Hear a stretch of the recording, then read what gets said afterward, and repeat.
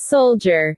At the height of its power, the great Roman Empire stretched from the deserts of Africa to the borders of northern England. Over 1/4 of the world's population lived and died under the rule of the Caesars.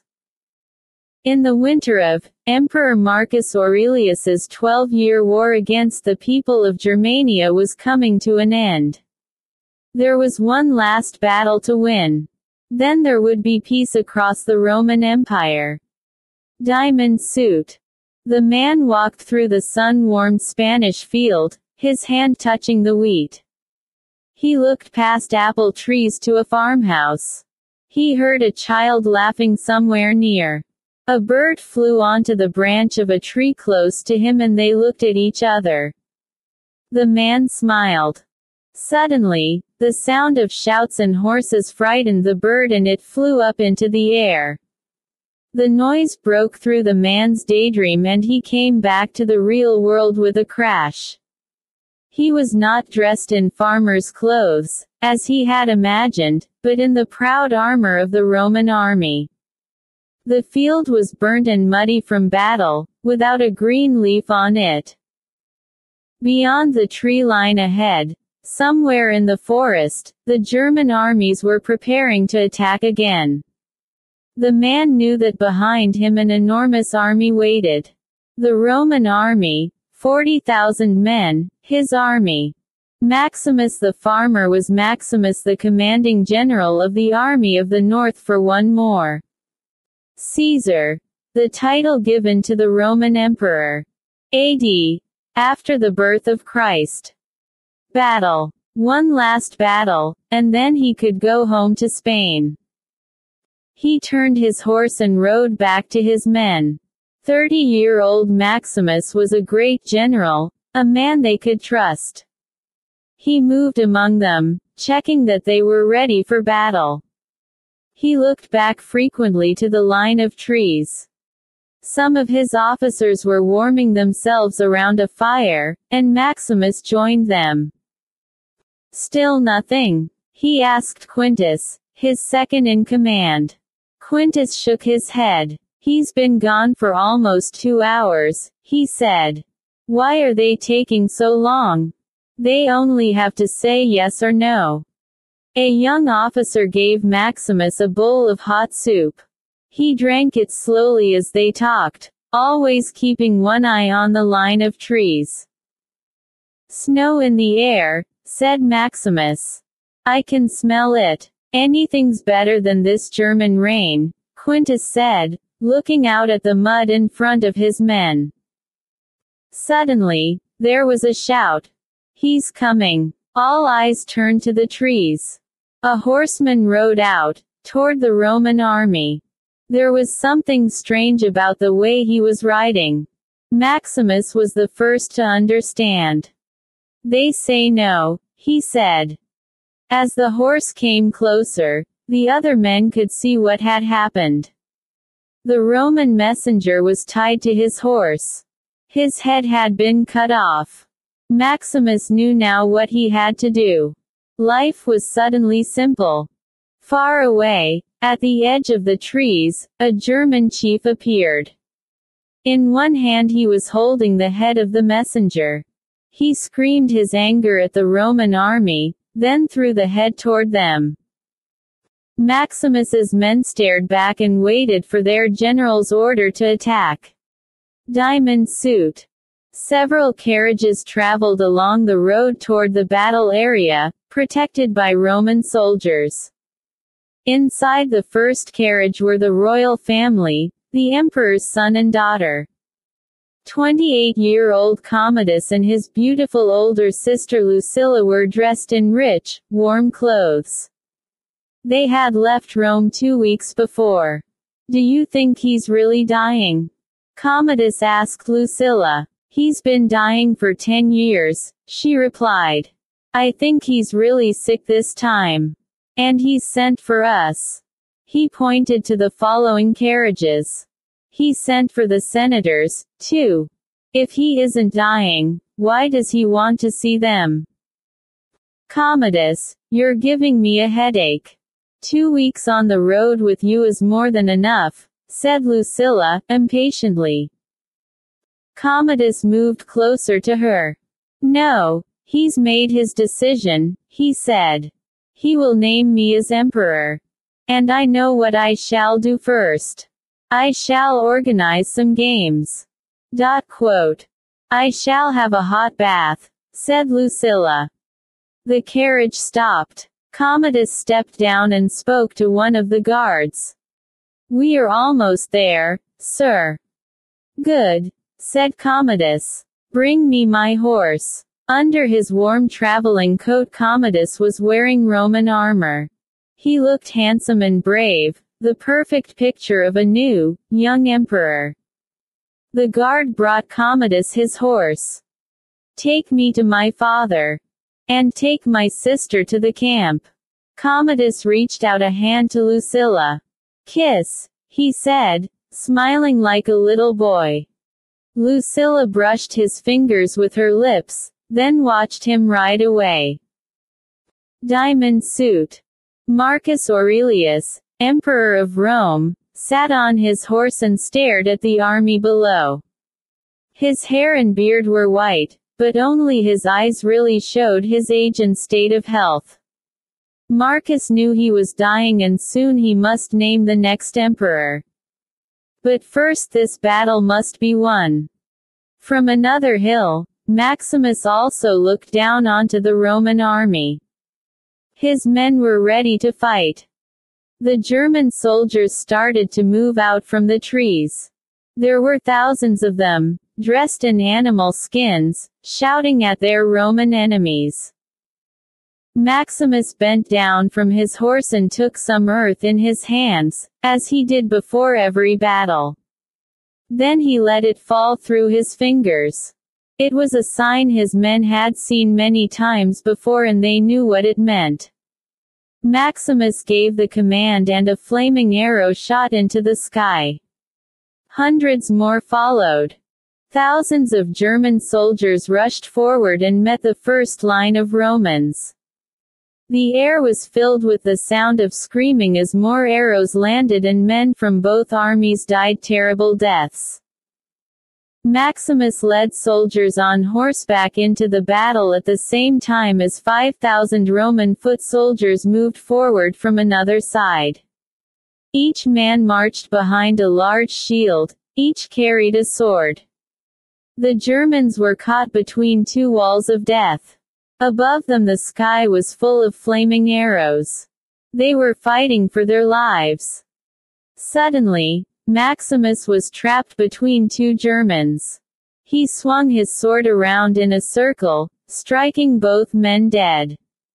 Then he rode forward again, and his sword cut through the enemy soldiers in his path.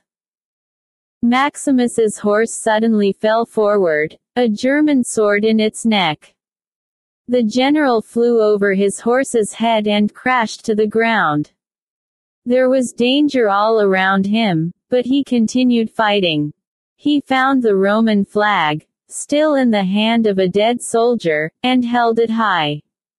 His men fought their way toward it and defended their position bravely. More and more Roman soldiers moved forward onto the battleground. They were well trained and had the best equipment and armor. The Germans were not as good as the confident Roman army and finally they began to tire. Maximus saw that he was winning and moved up a little higher on the hill. From there he could see and command his men better. The enemy began to lose confidence and some turned and ran. More joined them and soon the only Germans on the battlefield were dead or dying. Maximus went back down and walked among them. As he stepped over bodies, he began to relax and let his sword arm fall to his side. Behind him, a dying German suddenly lifted himself from the ground and rushed forward with his sword. Maximus was calling an order to one of his officers when he saw the sudden look of terror on the officer's face and immediately swung his sword around, cutting off his attacker's head. There was so much power behind the sword that it flew from his hand and landed in a tree. Maximus had no strength left to pull it out again. The battle had ended. As he looked at the dead around him, he could only think that his men had won, and he had lived. Chapter 2: The Last Battle. Emperor Marcus Aurelius sat on his horse, on the top of the command hill, with guards on each side to protect him. He watched as the battle slowly progressed and it became clear that the Roman army had won. Marcus hoped it would be many years before they had to go to war again, certainly not before he died. He had no wish to see another battle. He turned to his guards. "I will leave now," he said. "I have seen enough." Maximus looked at his sword in the tree. His face was covered with blood and mud. The beat of his heart was beginning to slow down as the noise of the battle became quieter. There were other sounds now, screams from the dying and cries for help. A small bird flew down from the top of the tree and sat on Maximus's sword. Could it possibly be the same bird he had seen before the first explosion of battle? That seemed like 100 years ago. He shook his head and reached for the sword. The frightened bird flew away as Maximus pulled his sword out of the tree. Across the field, doctors were trying to help any Roman soldiers who were still alive. Other soldiers were walking slowly through the men on the ground, looking for Germans left alive and killing them quickly. Maximus walked back toward the command point, sometimes stopping to speak to a dying soldier, sometimes calling for water or medical help. He came to a low hill where the bodies of Roman soldiers had been placed, side by side. "Let the sun always be warm on your back," he said softly. "You've come home at last. You're a brave man, Maximus, and a good commander," said a voice behind him. "Let us hope it is for the last time." Maximus turned and saw the emperor. "There's no one left to fight, sir," he said. "There are always people to fight. More glory. The glory is theirs, Caesar," said Maximus, looking at the lines of dead soldiers. "Tell me," said Marcus. "How can I reward Rome's greatest general?" "Let me go home," replied Maximus, quickly. "Ah, home," said Marcus. He gave his arm to Maximus, and they walked together back across the battlefield. All eyes followed the long purple coat and white hair of their emperor. They could see that he moved slowly and with difficulty. He was clearly in pain. Most of the soldiers realized that they were probably seeing him for the last time. And they knew Rome was not likely to have such a good emperor again. Marcus Aurelius and his general walked along the road, past lines of tired soldiers. Hundreds of men resting on a hill stood and raised their swords high in the air when they saw them pass. "They honor you, Caesar," said Maximus. "No, Maximus, I believe they honor you," replied the emperor. Maximus looked across at the crowd of brave men and raised his own sword. The men cheered him loudly. Suddenly, Prince Commodus and his guards rode into view. When he heard the cheering and saw the reason for it, Commodus was filled with jealousy. Roman soldiers were honoring a Spaniard above the emperor and his family. It was not right. But he tried to look pleased as he rode up to Marcus and Maximus. "Have I missed the battle?" he said, jumping from his horse. "You've missed the war," said Marcus. "We're finished here." Commodus put his arms around his father. "Father, congratulations," he said. "I shall kill 100 animals to honor your success. Let the animals live and honor Maximus, said Marcus. He won the battle. General, Commodus said, turning to Maximus, Rome salutes you, and I salute you as a brother. He opened his arms and put them around Maximus. It has been too long since we last met.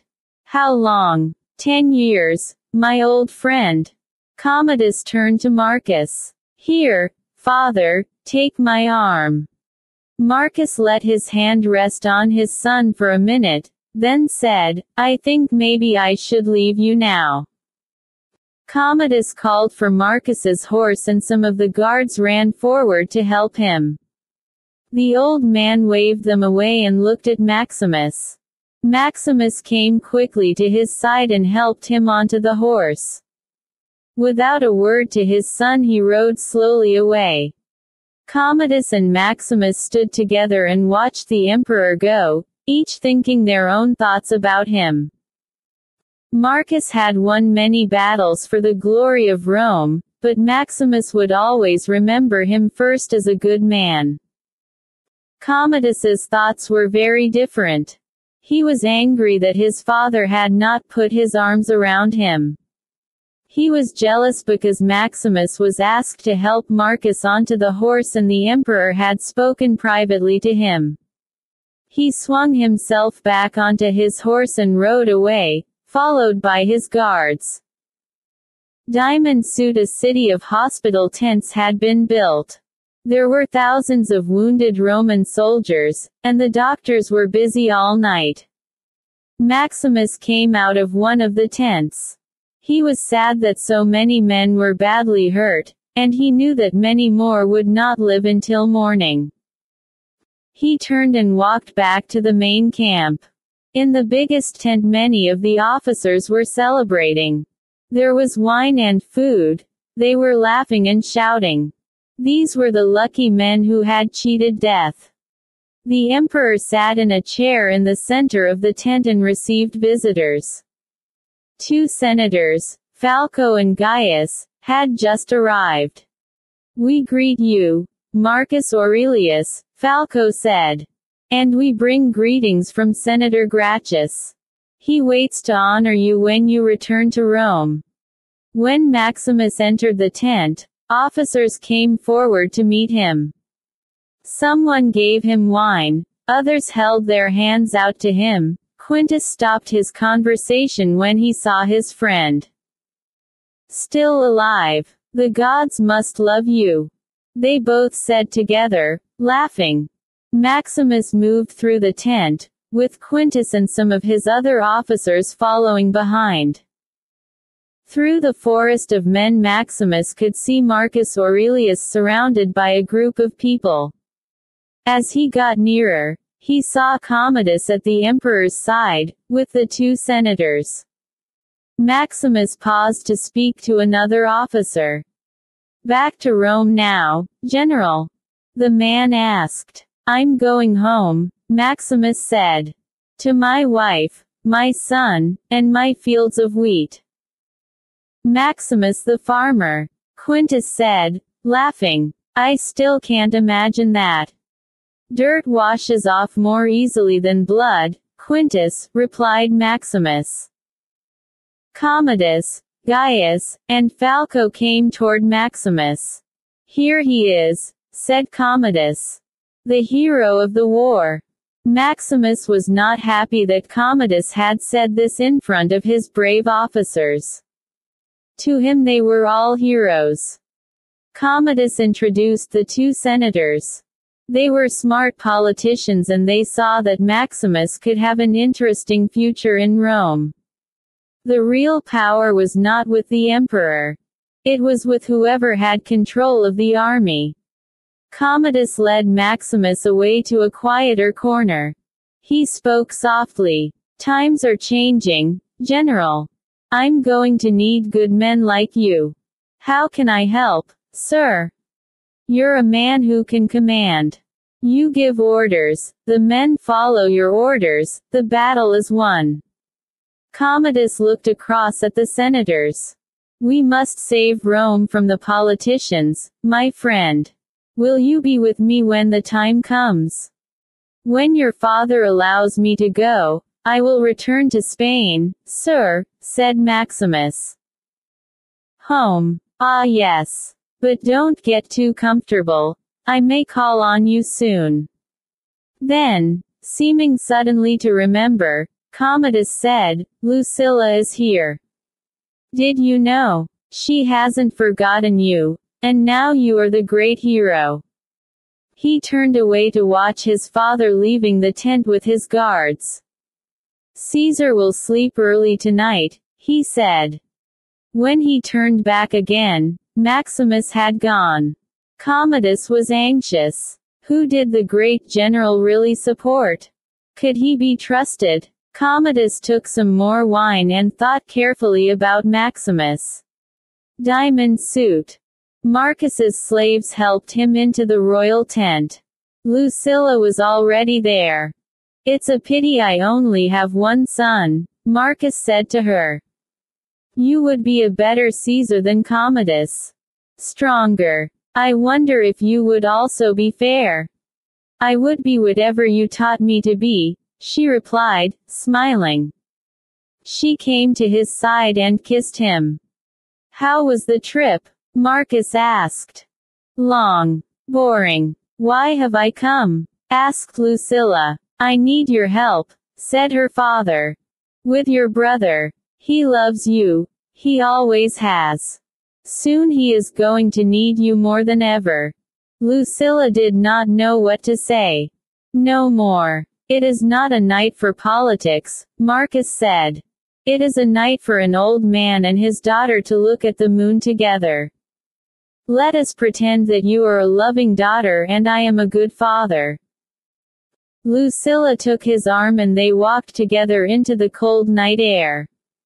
This is a pleasant fiction, she said, smiling at him.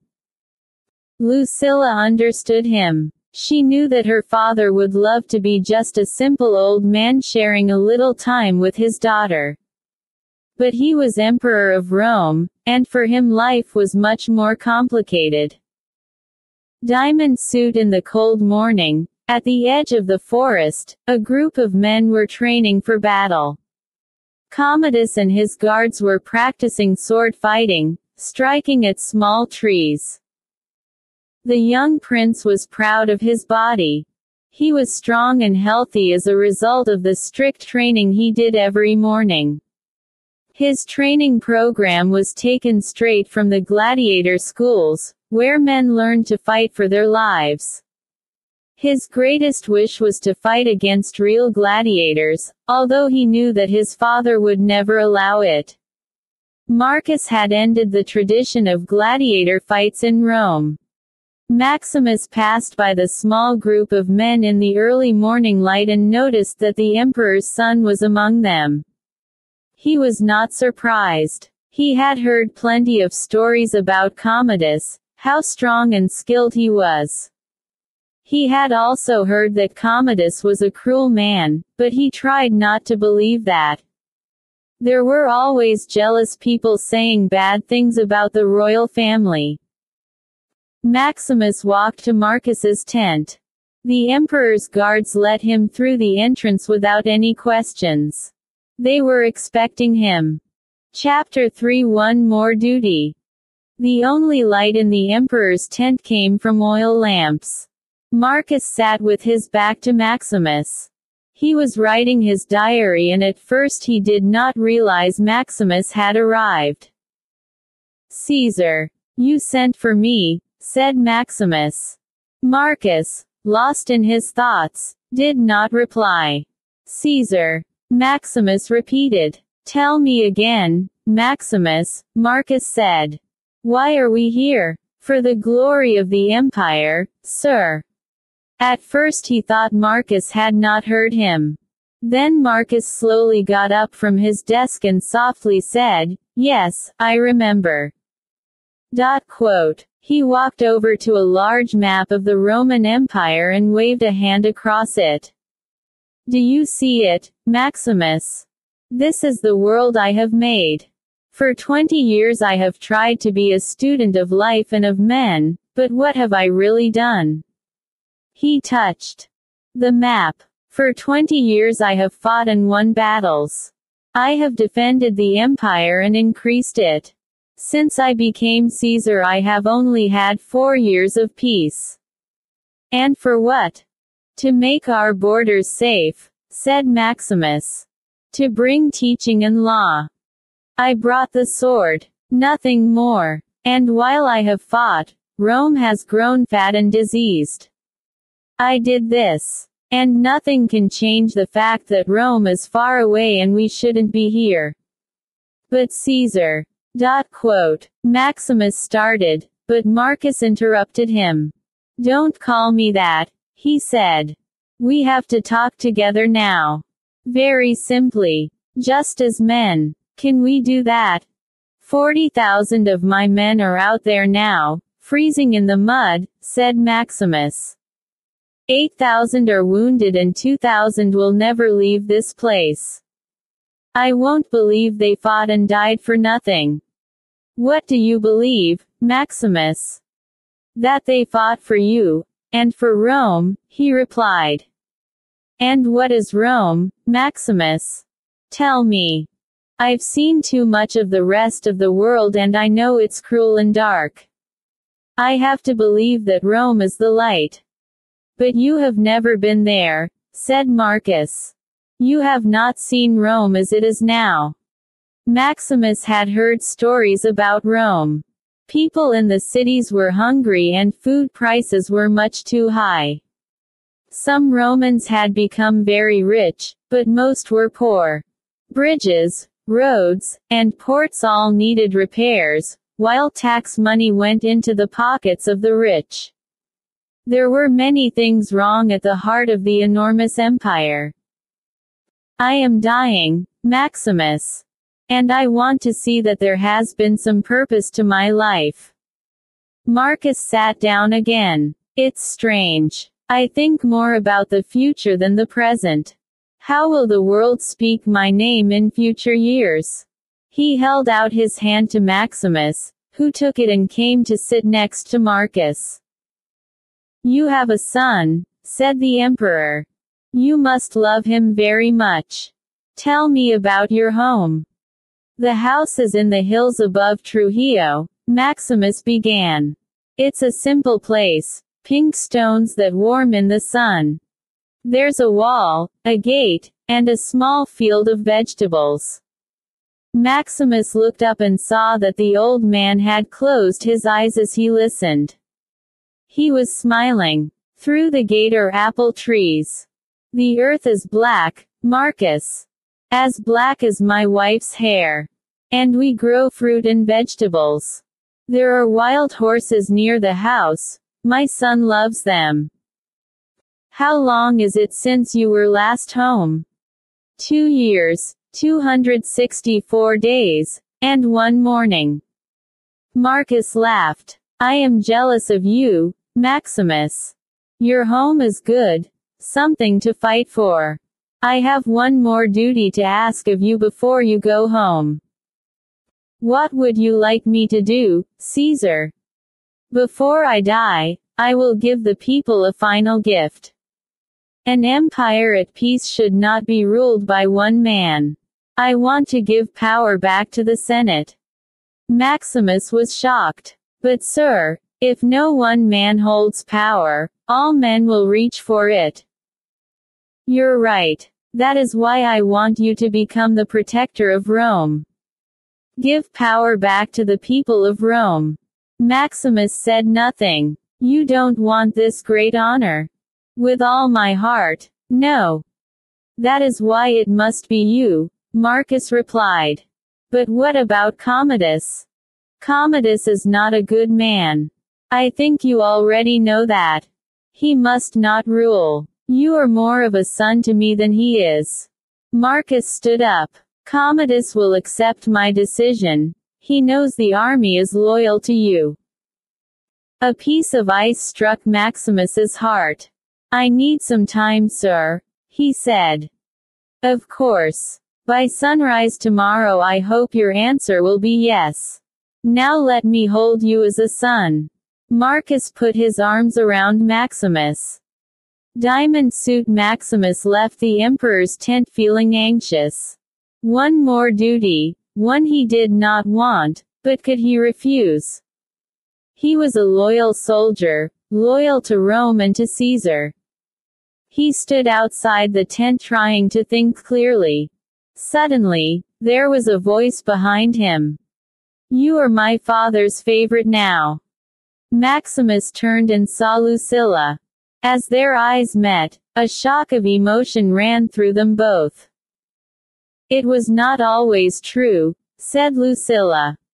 "Many things have changed since we last met," said Maximus, and he turned to walk away. "What did my father want with you?" "To wish me luck, before I leave for Spain," he replied. "You're lying," said Lucilla. "I could always tell when you were lying. You're not very good at it." "I was never as good as you, my lady." Lucilla did not try to deny it. Again, Maximus tried to leave.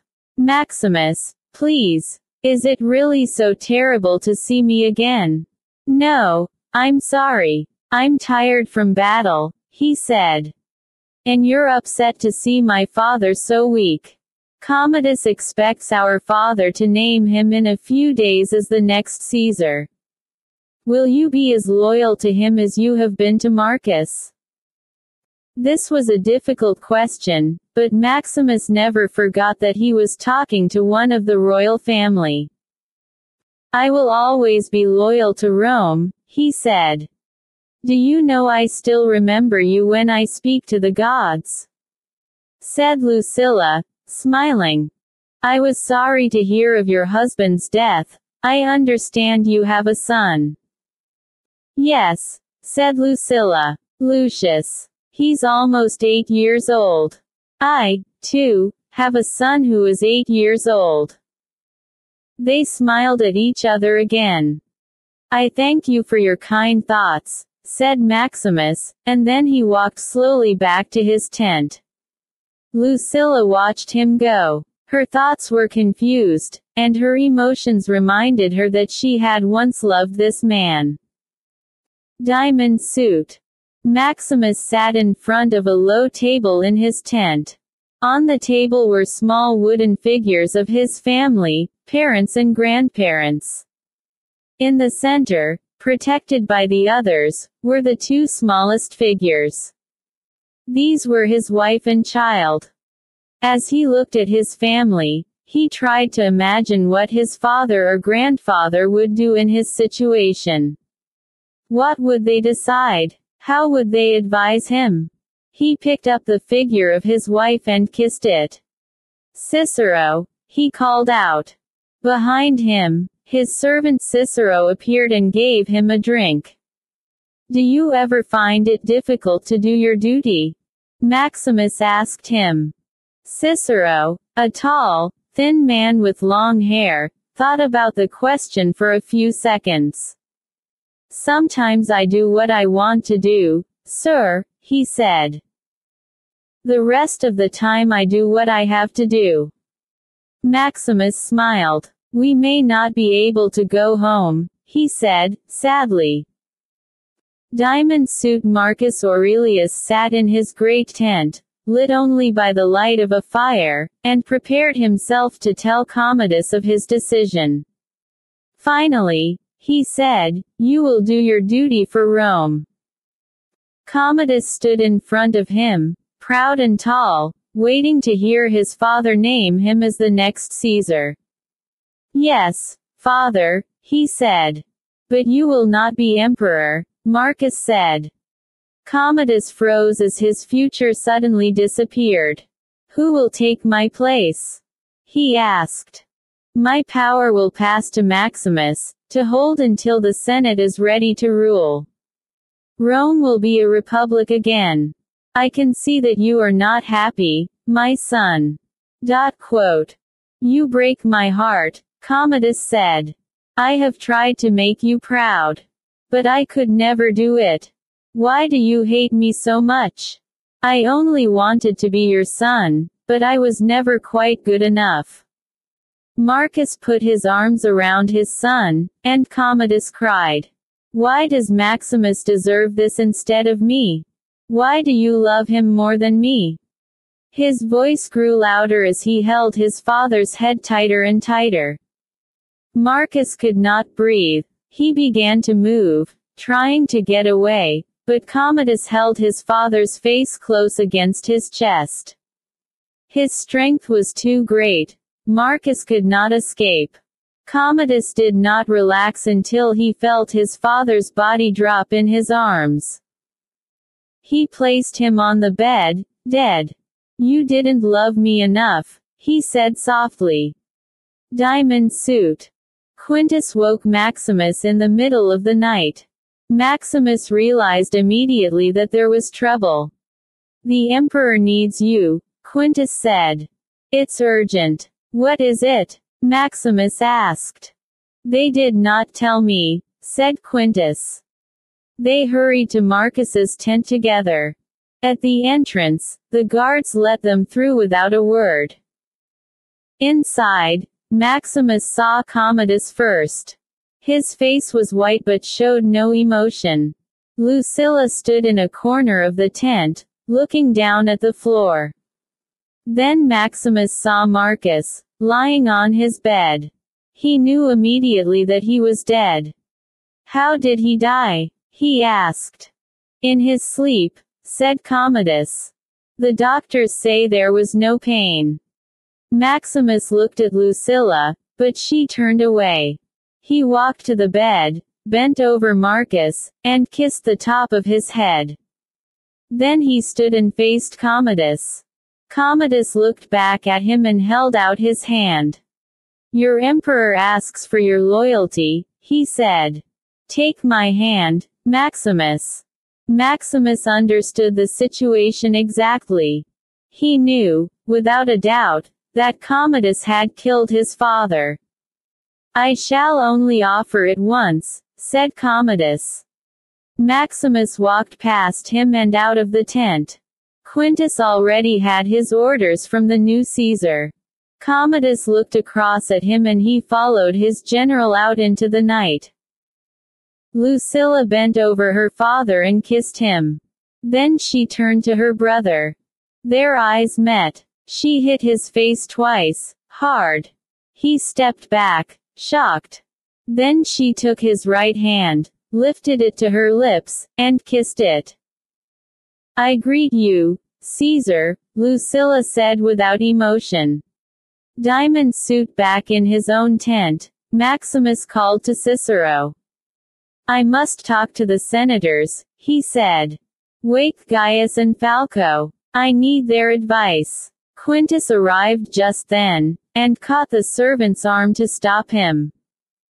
Maximus, please be careful. Careful. The emperor was murdered, said Maximus. No, said Quintus. The emperor died in his sleep. Maximus looked toward the entrance of the tent and saw 4 royal guards with their swords ready. They came in and quickly tied his hands and arms. Please don't fight, Maximus, said Quintus. I'm sorry. Caesar has spoken. Maximus understood. Quintus was a soldier, and his orders had come from the top. He had to obey. Quintus. Promise me you'll look after my family, said Maximus. Your family will greet you in the next world, Quintus said, quietly. Maximus jumped at him in anger. One of the guards hit the prisoner on the back of the head with the handle of his sword and Maximus fell to the ground. Take him as far as the sunrise and then kill him, said Quintus. Diamond suit. It was nearly sunrise, and the 5 horses on the forest road had not passed anybody for several hours. Here there was nothing, no help, no hope. All right, this is far enough, said Cornelius, the oldest of the guards and their leader. Take him down there. No one will ever find him. Two of the guards climbed from their horses and pulled Maximus from his horse. His hands were still tied in front of him. Cornelius searched in his bag for something to eat. He would make sure the orders from Caesar were obeyed, but he did not want to have Roman blood on his hands. The other man, Salvius, stayed with the 3 horses. The 2 guards led Maximus down the hill. They thought he had given up the fight, but he was like a cat watching a mouse. He could see they were young and their armor was still new. These were royal guards. They almost never left Rome and they did not usually go into battle. They were not experienced fighters. "This is good enough," said one of them. "On your knees." Behind Maximus, one of the guards was ready with his sword to cut off his head. The second guard stood facing Maximus. Maximus sunk to his knees and closed his eyes. As the sword came down, he turned very quickly and caught it between his hands. Then he brought the handle of the sword up into the guard's face. In the next second he turned again and struck the sword through the other guard. As he got to his feet and turned back to the first man, he saw his chance and pushed the sword through his body. On the road above, Cornelius and Salvius were waiting on their horses. They heard a cry from below, and then it was quiet again. Cornelius sent Salvius down to make certain Maximus was dead. The guard rode down the hill but saw nothing of his friends. Suddenly, he felt there was someone behind him. He turned in time to see Maximus's sword as it flew through the air toward him and landed in his chest. He fell to his death. Cornelius was still on his horse, eating his bread and meat. He heard some noises below, moved across the road, and looked down into the trees. With no sound at all, Maximus came onto the road behind him. "Guard!" he shouted. Cornelius turned around and rode toward Maximus at full speed, his sword ready. As they met, Maximus struck his sword upward and back. It cut right through Cornelius's body. Cornelius fell off his horse and lay down to die. But Maximus had also been wounded, with a deep cut to his shoulder from Cornelius's sword. He fought the pain and moved toward the horses. Chapter 4: A prisoner again. Maximus rode fast through the German forests on Cornelius's horse. He was leading one of the other horses behind him. He had put a cloth around the cut in his shoulder, but it was bad and gave him a lot of pain. Blood ran down his arm as he rode, but he did not have time to stop. By the middle of the day he had crossed into the east of France. He rode his horse as hard as he could. He had to get home before it was too late. Into the night he continued riding, not stopping for water, food, or rest. He saw nothing as he passed through the country and he remembered nothing. He could only think that time was passing so quickly. He became hot and tired and decided to throw off his armor. His horse was also tired, and he knew it could not go much further. He changed horses and continued his urgent flight toward Spain and the faraway hills above Trujillo. Diamond suit. In the light of early day, the Spanish hills around the farm and house were unbelievably beautiful. An 8-year-old boy with dark hair was in a field beside the pink stone house. He was training a wild horse, making it walk around the field. A beautiful, black-haired woman watched her son working with the horse and smiled. He would have a fine riding horse by the time his father returned. The boy stopped. He saw something. Over a hill he could just see a battle flag, coming in their direction. He shouted with excitement and happiness and ran out of the field. He ran toward the flag, calling, "Father! Father!" The woman, too, looked toward the flag. But there was something about it that worried her. Something was not right, and she suddenly felt anxious. The boy continued to run along the road.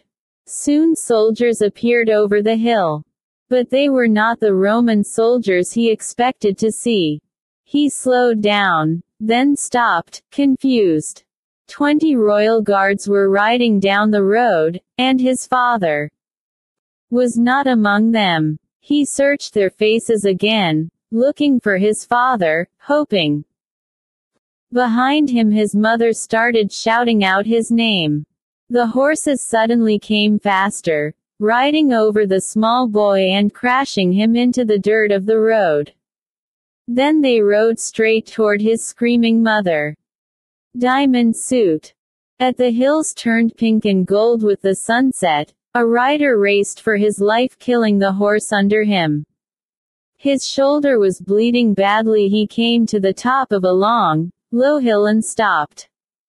There was a line of thick, black smoke in the distance, and he tried to see where it was coming from. With a cry of pain he forced the horse forward, racing down the far side of the hill. Would he arrive in time? Maximus's worst dream did not equal the sight in front of him. His family home and farm were burning, completely destroyed. The wheat and the apple trees were burned black, and smoke still curved upward from the last stones of his house. 2 pink stone chimneys were left standing, nothing else. He stopped the horse violently. It fell over onto its side and Maximus was thrown off. His stomach was sick with fear. He knew now what he would find. He stopped before the field of vegetables, looked up, and forced himself to breathe.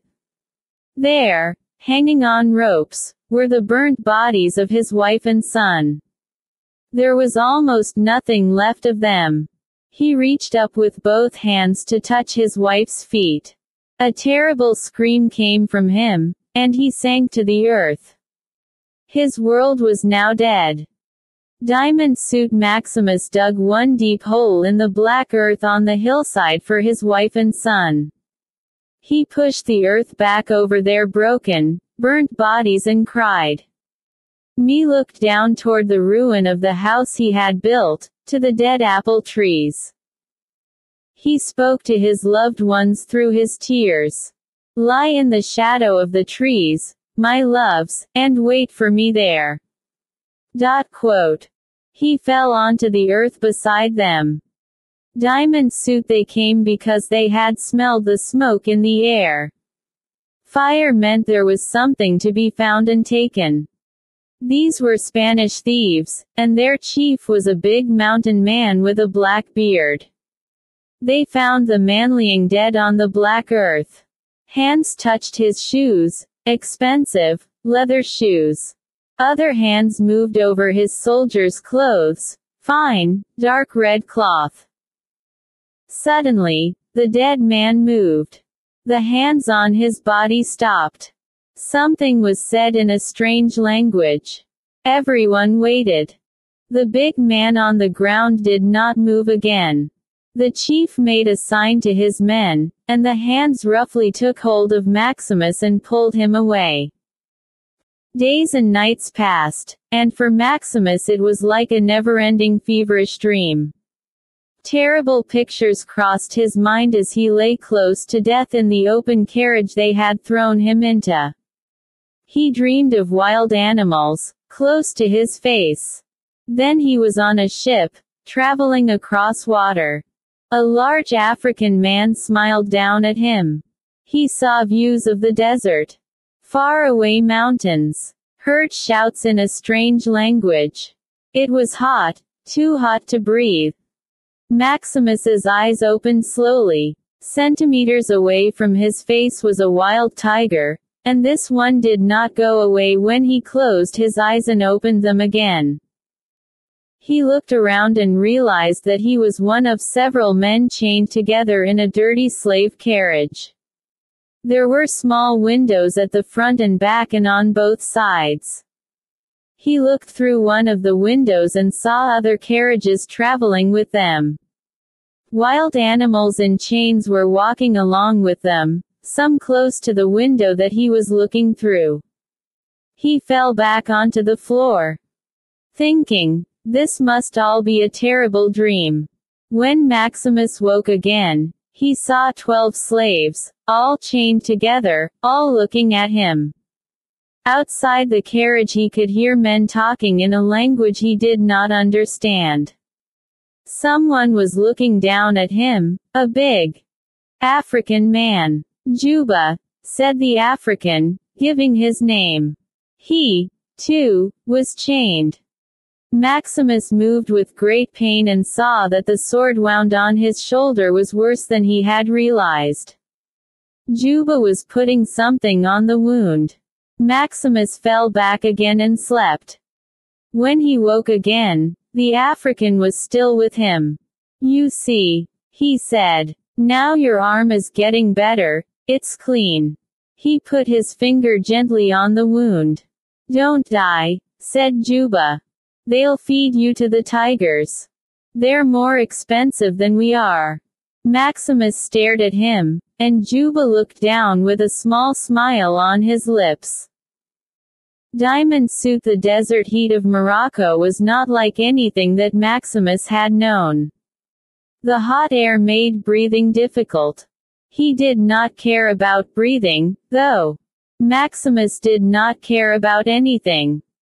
All around him men were standing in the sand in a slave market. The buyers walked slowly around, looking at the men and touching them.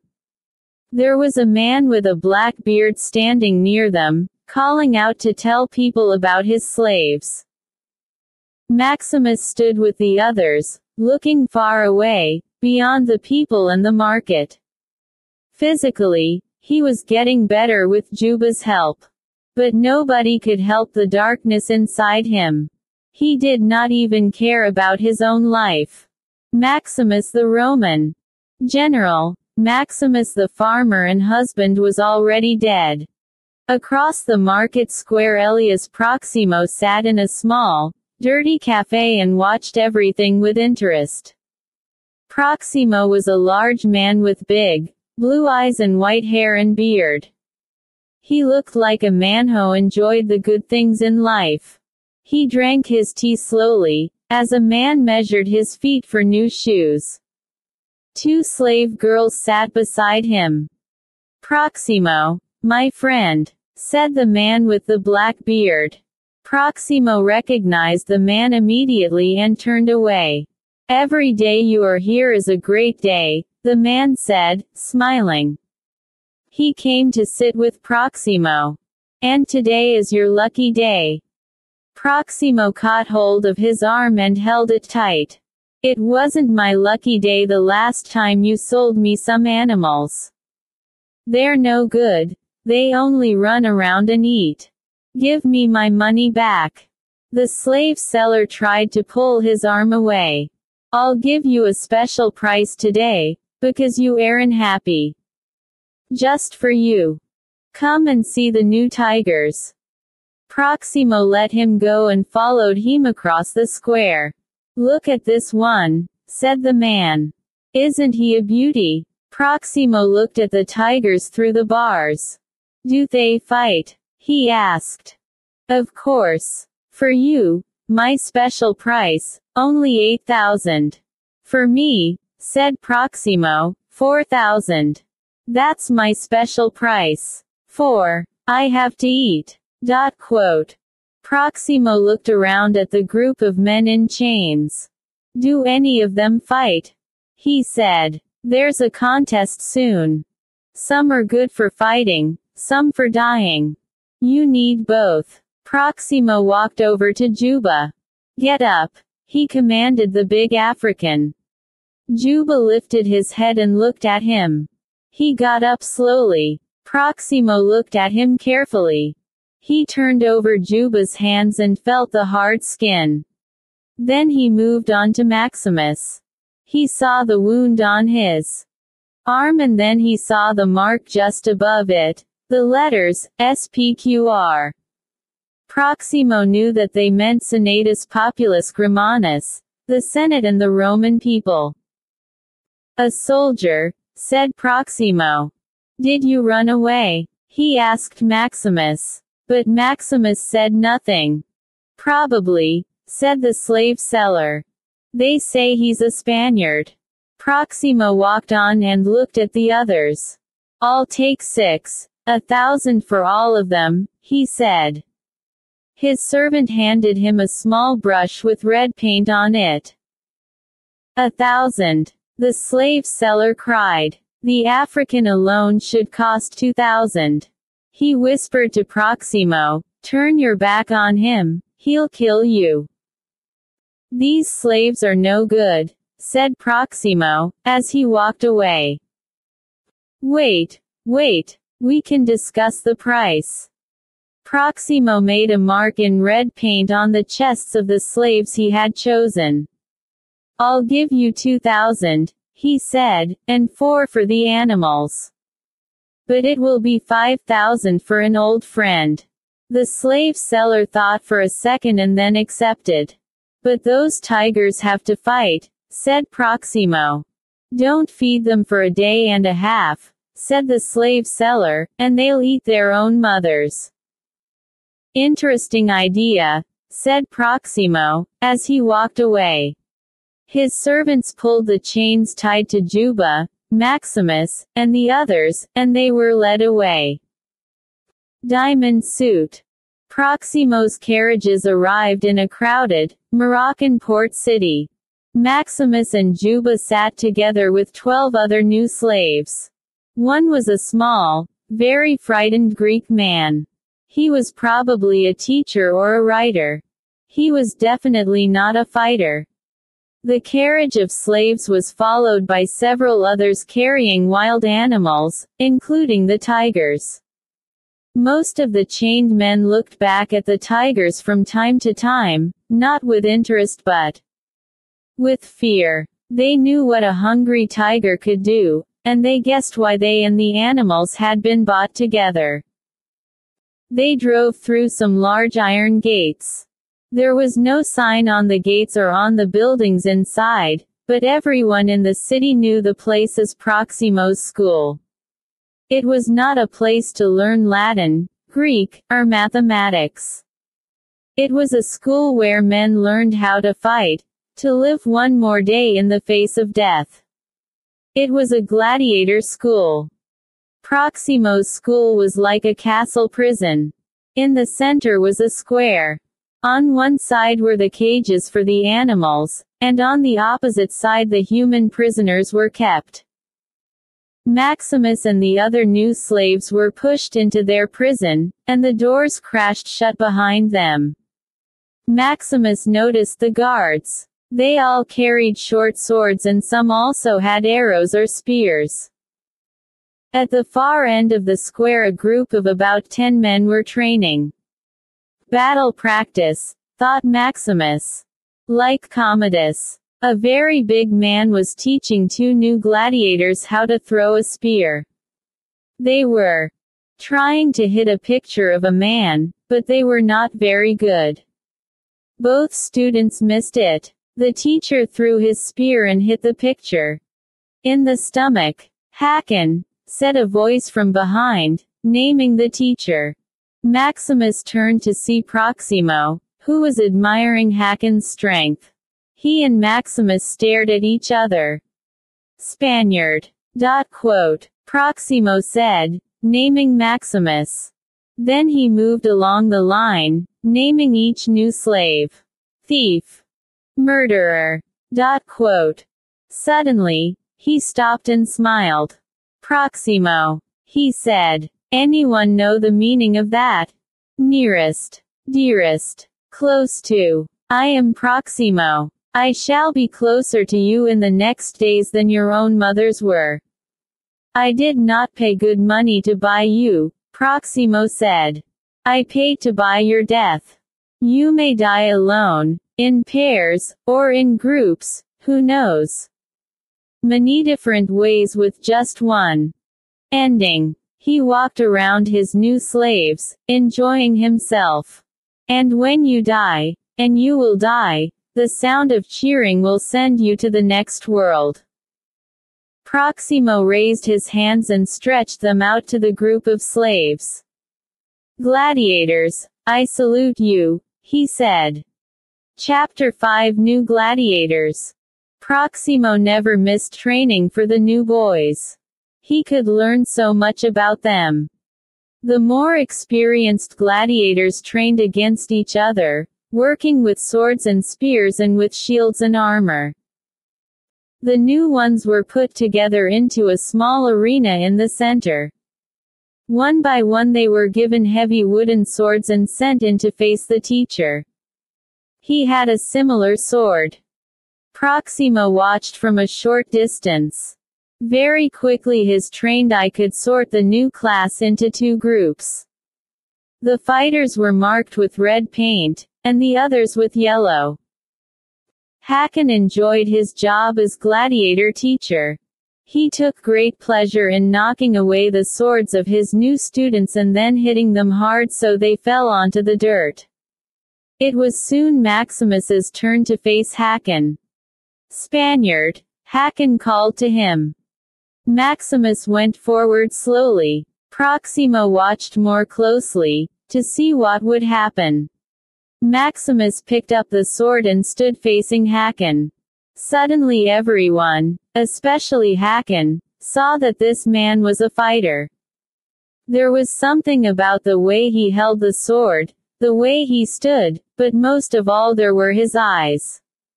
There was no doubt, he knew how to fight. Maximus lifted the sword and then dropped it to the ground. He seemed to be saying, I could kill, but I choose not to. Hakon was surprised. Was this an insult? He looked to Proximo for orders. Proximo made a sign to him to continue. Hakon struck Maximus across the stomach. Maximus fell forward but then stood straight again and faced him. Hakon looked again to Proximo, and again he was told to continue. This time Hakon struck Maximus across his wounded arm. Maximus almost fell to the ground but managed to stay on his feet. All the time he stared straight at Hakon, who was becoming very angry. Maximus's thoughts were clear.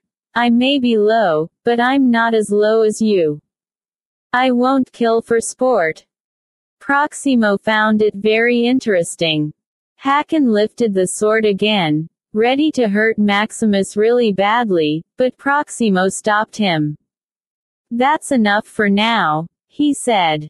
His time will come. He looked behind him to the servant with the pots of paint. Mark that one, he said. Diamond suit in the heat of the late afternoon. Hakon, Juba, the Greek, and the other new gladiators sat on the ground in the shadows. Maximus lay by the wall to one side. He had a small, sharp stone and was using it to try to remove the letters SPQR from his arm. Juba called out to him, Spaniard. Why didn't you fight? We all have to fight. Maximus did not answer.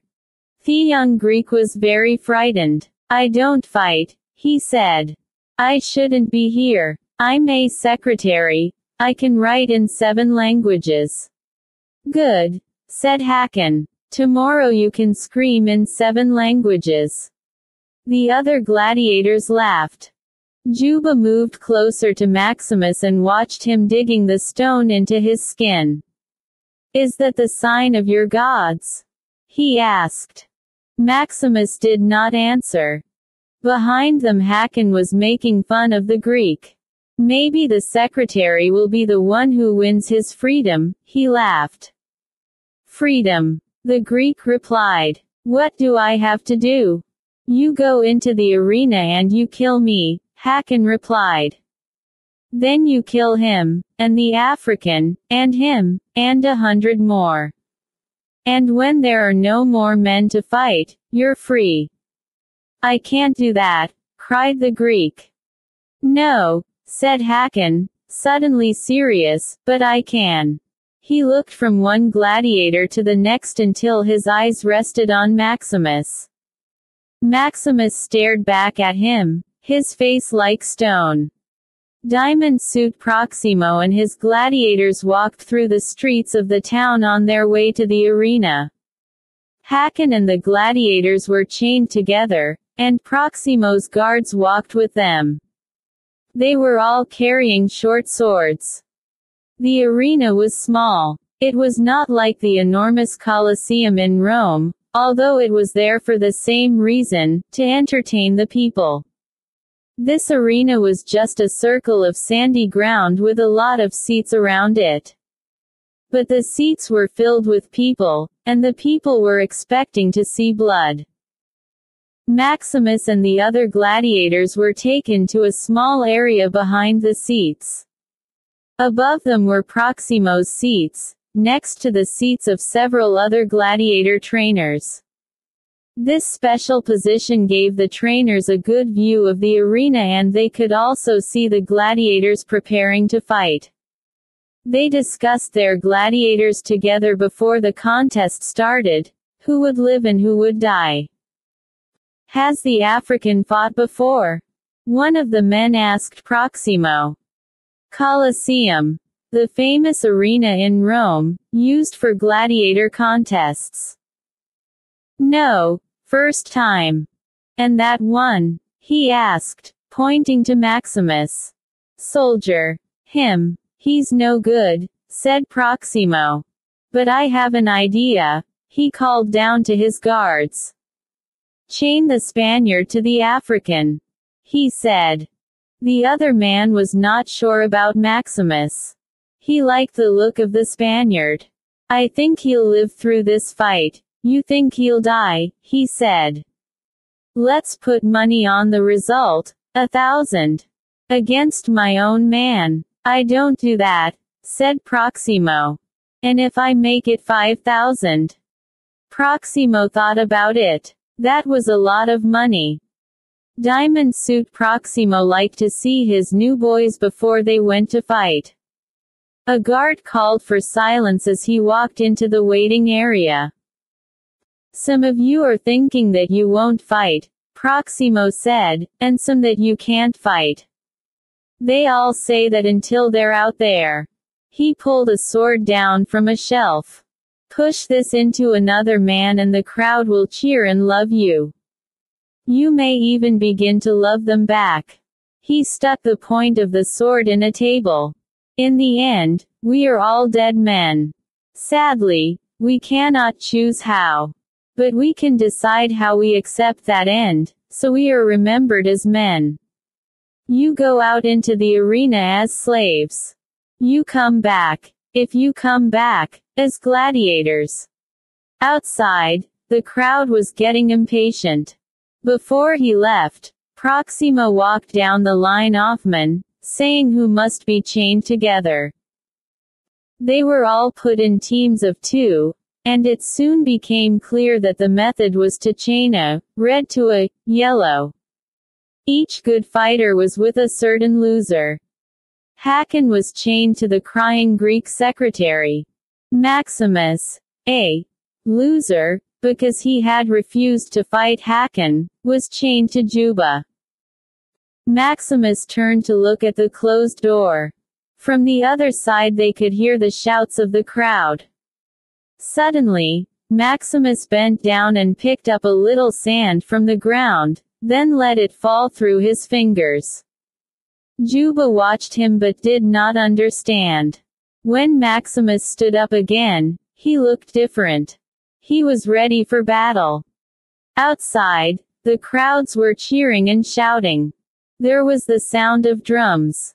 Everyone stood anxiously waiting.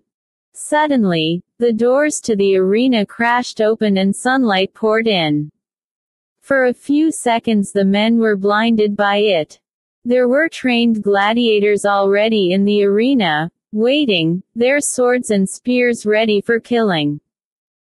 The new gladiators ran out, some to immediate death. Side by side, their chain loose between them, Maximus and Juba ran out into the arena. It was not a fair fight. The new men had only one small sword and no armor. The experienced gladiators had much better equipment. Maximus and Juba fought together. Juba was surprised to see that his partner, marked with the yellow of cowards, was fighting bravely. All the anger and pain inside Maximus had come out, and he was better than any man in the arena. He knew this was not his day to die, not like this. Together they killed the first pair of gladiators. Others came to fight them and, for a second, Juba lost his sword as he attacked. Maximus pulled him clear of the other man's sword and then struck the attacker hard. His sword point came out the man's back. He and Juba worked together as a team. They were strong and fast, and many of the attacking gladiators were killed by them. Hakon fought with great power. The Greek was soon killed, and Hakon cut off the man's hand so it was easier for him to move about in the arena. Proxima watched everything closely. The crowd quickly realized that Juba and Maximus were a strong fighting pair and began to cheer them. Soon all the attackers were on the ground. Juba and Maximus looked around, and then at each other. But then, as they began to relax, one of the gladiators tried to get to his feet. They ran forward together and pulled their chain tightly around his neck. The fighting had ended. The crowd were on their feet, cheering. Maximus looked at the many bodies around him, and then at the excited faces of the crowd. It made him sick that people were entertained by the sight of men killing other men. He walked toward the entrance and threw his sword into the crowd. It only made them cheer louder. Proxima was pleased with the day's work. He had lost a lot of money but he had found a new fighter. Chapter 6: Caesar's arrival in Rome. It was a special day in Rome, a holiday. 50 black-armored royal guards marched down the main street of Rome, followed by hundreds of men on horses. Behind them came the royal carriage. Commodus, the new emperor of Rome, was coming home. His sister Lucilla was sitting next to him. Another 50 guards marched behind them. Close to the royal carriage, on a beautiful black horse, rode Quintus, the new commander of the royal guards. Commodus had told the Senate that he was now the commander of the Roman army, and that the army was loyal to him. Many senators doubted it, but there was no one in Rome with enough power to take control. And so nothing could stop Commodus. The people had been told that their new emperor would arrive in Rome on this date, at this time. The city was cleaned up and purple flags were hung outside the most important buildings. The citizens of Rome lined the streets at the time he was expected. The crowd was not very big and it was not very enthusiastic. They cheered, but not loudly. Commodus was young and had no experience, but the people could forgive that. They were more worried about the stories they had heard, that Commodus was selfish and cruel. He was not his father, and they had loved Marcus Aurelius. Commodus had much work to do to make himself popular and win the support of the people. Ahead, on the steps of the Senate, a group of senators stood waiting. Falco, Gaius, and Gracchus were among them. Lucius, Lucilla's 8-year-old son, was standing with them. Senator Gracchus, a white-haired man in his 60s, was not happy about the new emperor. He is entering Rome like a hero, but what has he ever done? He said. Give him time, Gracchus, Falco answered. He's young. I think he could do very well. For Rome? Asked Gracchus. Or for you. Falco turned to Lucius. It's a proud day for all of us, isn't it, Lucius? He said. I'm sure Senator Gracchus never thought he'd live to see such a day. Lucius watched as the royal carriage came closer, then ran down the steps when it arrived. He jumped up into his mother's arms and she held him tight and kissed him. Commodus raised his arm in salute to the crowd, but he could see that the crowd was small and the cheering was only polite. Rome greets her new emperor, Falco said. Your loyal people are here to welcome you, sir. Thank you, Falco, replied Commodus, for bringing out the loyal people. I hope they weren't too expensive. He turned to Gracchus. Ah, Gracchus, he said. The friend of Rome. We are happy that you are home, Caesar, Gracchus said. Then he became more serious. There are many problems that need your attention. Diamond suit. In the royal palace, Commodus was meeting with the senators. He was following his sister's advice and listening to them patiently. Senator Gracchus had a list of problems in the city. He was anxious that Commodus look at them without delay. And here are some suggestions from the Senate, ideas for solving the problems, he said. Commodus walked around the room, losing interest. Lucilla listened carefully, and watched her brother. Finally, Commodus could not listen any longer. You see, Gracchus, this is exactly the problem, he interrupted. My father spent too much time listening to the Senate, and the people were forgotten. The Senate is the people, Caesar, said Gracchus. Chosen from among the people, to speak for the people. I doubt many of the people eat as well as you do, Gracchus. Or have the beautiful home you have, Gaius. I think I understand my own people, Commodus said. Would Caesar kindly teach us, from his own great experience? Replied Gracchus. I call it love, Gracchus. I am their father. The people are my children, said Commodus. He was getting angry. Lucilla stepped forward. Senators, my brother is very tired, she said. Please leave your list with me. Caesar will do everything that Rome needs. She called for a slave to show them out.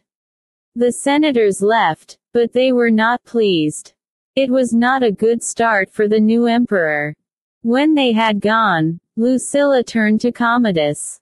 The Senate can be useful, she said.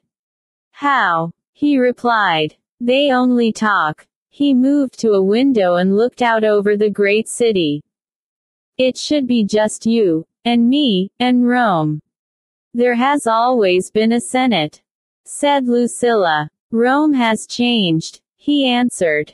It takes an emperor to rule an empire. Of course, but leave the people their traditions. It had been a tradition for the last 200 years to believe that the Senate ruled Rome through the emperor. But everyone knew the real situation. The army held the political power in Rome, and the real ruler was whoever the army was loyal to. Commodus's thoughts were moving ahead. All the years of my father's wars gave the people nothing, but still they loved him. Why? They didn't see the battles. They knew nothing of the people we fought and killed, or their countries, he said. They care about the greatness of Rome, said Lucilla. And what is that? Can I touch it, see it? It's an idea. It's something they want to believe in, said Lucilla. Commodus was suddenly excited. I'll give them something to believe in. I'll give them great ideas.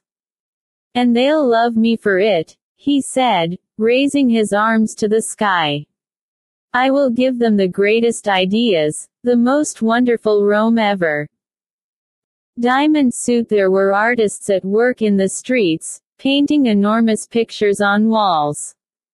Their pictures showed scenes of gladiators and wild animals fighting, and the sand on the floors of the arenas was red with blood. Crowds stood and stared, watching as the pictures were completed. This was the start of the advertising for Commodus's new idea. Games. Gaius complained to Gracchus and a group of other senators as he joined them in a cafe. 150 days of games. The senators watched the wall painters working outside the cafe. "He's smarter than I thought," said Gracchus, quietly. "Smart," said Gaius. All of Rome would laugh at him if they weren't so afraid of his guards. "You can't really think that the people will forget Rome's problems and sit back to enjoy these games?" he asked. "It's completely mad." "I think he knows what Rome is," Gracchus replied. "He will give them magic, and then they'll have something else to think about. He will take their lives, and he will take their freedom. And still they will shout and cheer." He shook his head, sadly. "The beating heart of Rome isn't in the walls of the Senate. It's on the sand of the Colosseum. He will give them death. And they will love him for it." The other senators knew he was right. It was a lesson from history. But they did not know that Commodus was planning better and longer games than any emperor before him. And it was all for one reason. Commodus knew he had no choice. He and the Senate did not agree about anything and he could not be certain of their support. So he had to look beyond the Senate and go straight to the people for his power. The games were the key. As Lucilla had said, the people must have their traditions. And he would not deny his citizens their traditional games. Sitting behind the senators in the cafe, with his back to them, was a small man. None of the senators noticed him, but he was close enough to hear everything they said. The face of the listener was quite ordinary, except that his right eye was missing. He did not see well with only one eye, but he could hear perfectly and he had a good memory. He was able to collect a lot of information and he was paid well to repeat it to other ears. Chapter 7: The Spaniard and the Crowd. Crowds of people came down the hillside from their small houses above the Moroccan town. They were all going toward the arena, hoping to put a little excitement into their difficult lives.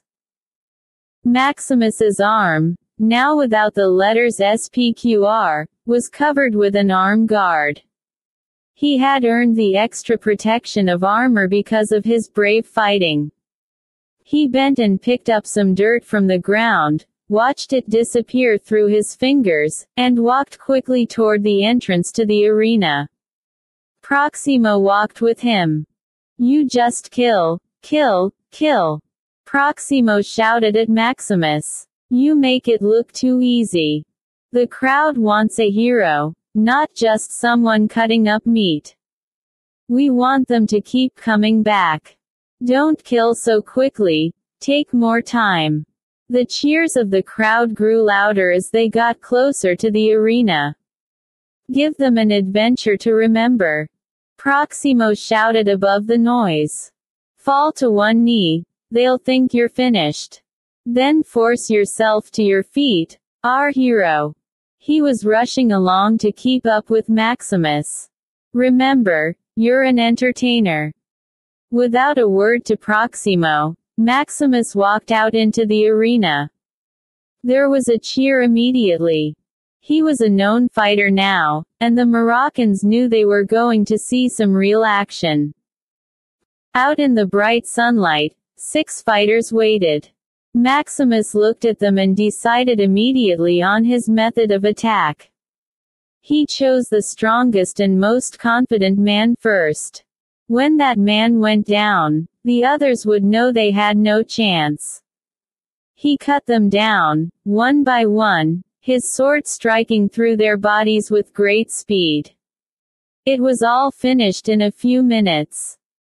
The crowd stood and cheered. They shouted, "Spaniard! Spaniard!" Proximo got up from his seat and walked out. Maximus dropped his arm to his side, stepped over a body, and walked back toward the exit. He picked up a sword from the sand and threw it into the crowd. As it fell to the floor, the screaming crowd grew silent, watching and waiting. "Are you not entertained?" Maximus shouted at them. "Is this not why you came?" He threw down his own sword and walked out of the arena gates and back to the prison area. Diamond suit in the cool of the evening, Maximus and Juba stood inside the gates of Proximo's school. They looked out over the desert to the mountains in the distance. "My country. It's somewhere out there," Juba said. "My home. My wife is preparing food and my daughters are carrying water from the river. Will I ever see them again? I think not. Do you believe you'll meet them again, after you die?" Maximus asked. "I think so," Juba said. "But I will die soon. They will not die for many years. But you would wait for them." "Of course," Juba said. "I almost died, coming here," said Maximus. "You saved me. I never thanked you." Maximus looked at Juba, and there was pain in his eyes. "Because my wife, and my son, are waiting for me." Juba understood. "You'll meet them again," he said.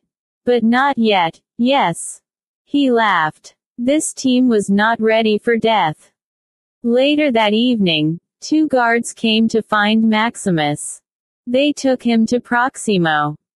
"Ah, Spaniard," he said, sending the guards away. "It worries me that although you're good, you could be better. You could be the greatest. You want me to kill. I kill," Maximus said. "That's enough." He turned to walk out. "Enough for a small Moroccan town like this," Proximo called after him. "But not for Rome." Maximus stopped. "Rome," he said, suddenly interested. "My men have just brought the news," Proximo said. "The young emperor has arranged some games in honor of his dead father, Marcus Aurelius.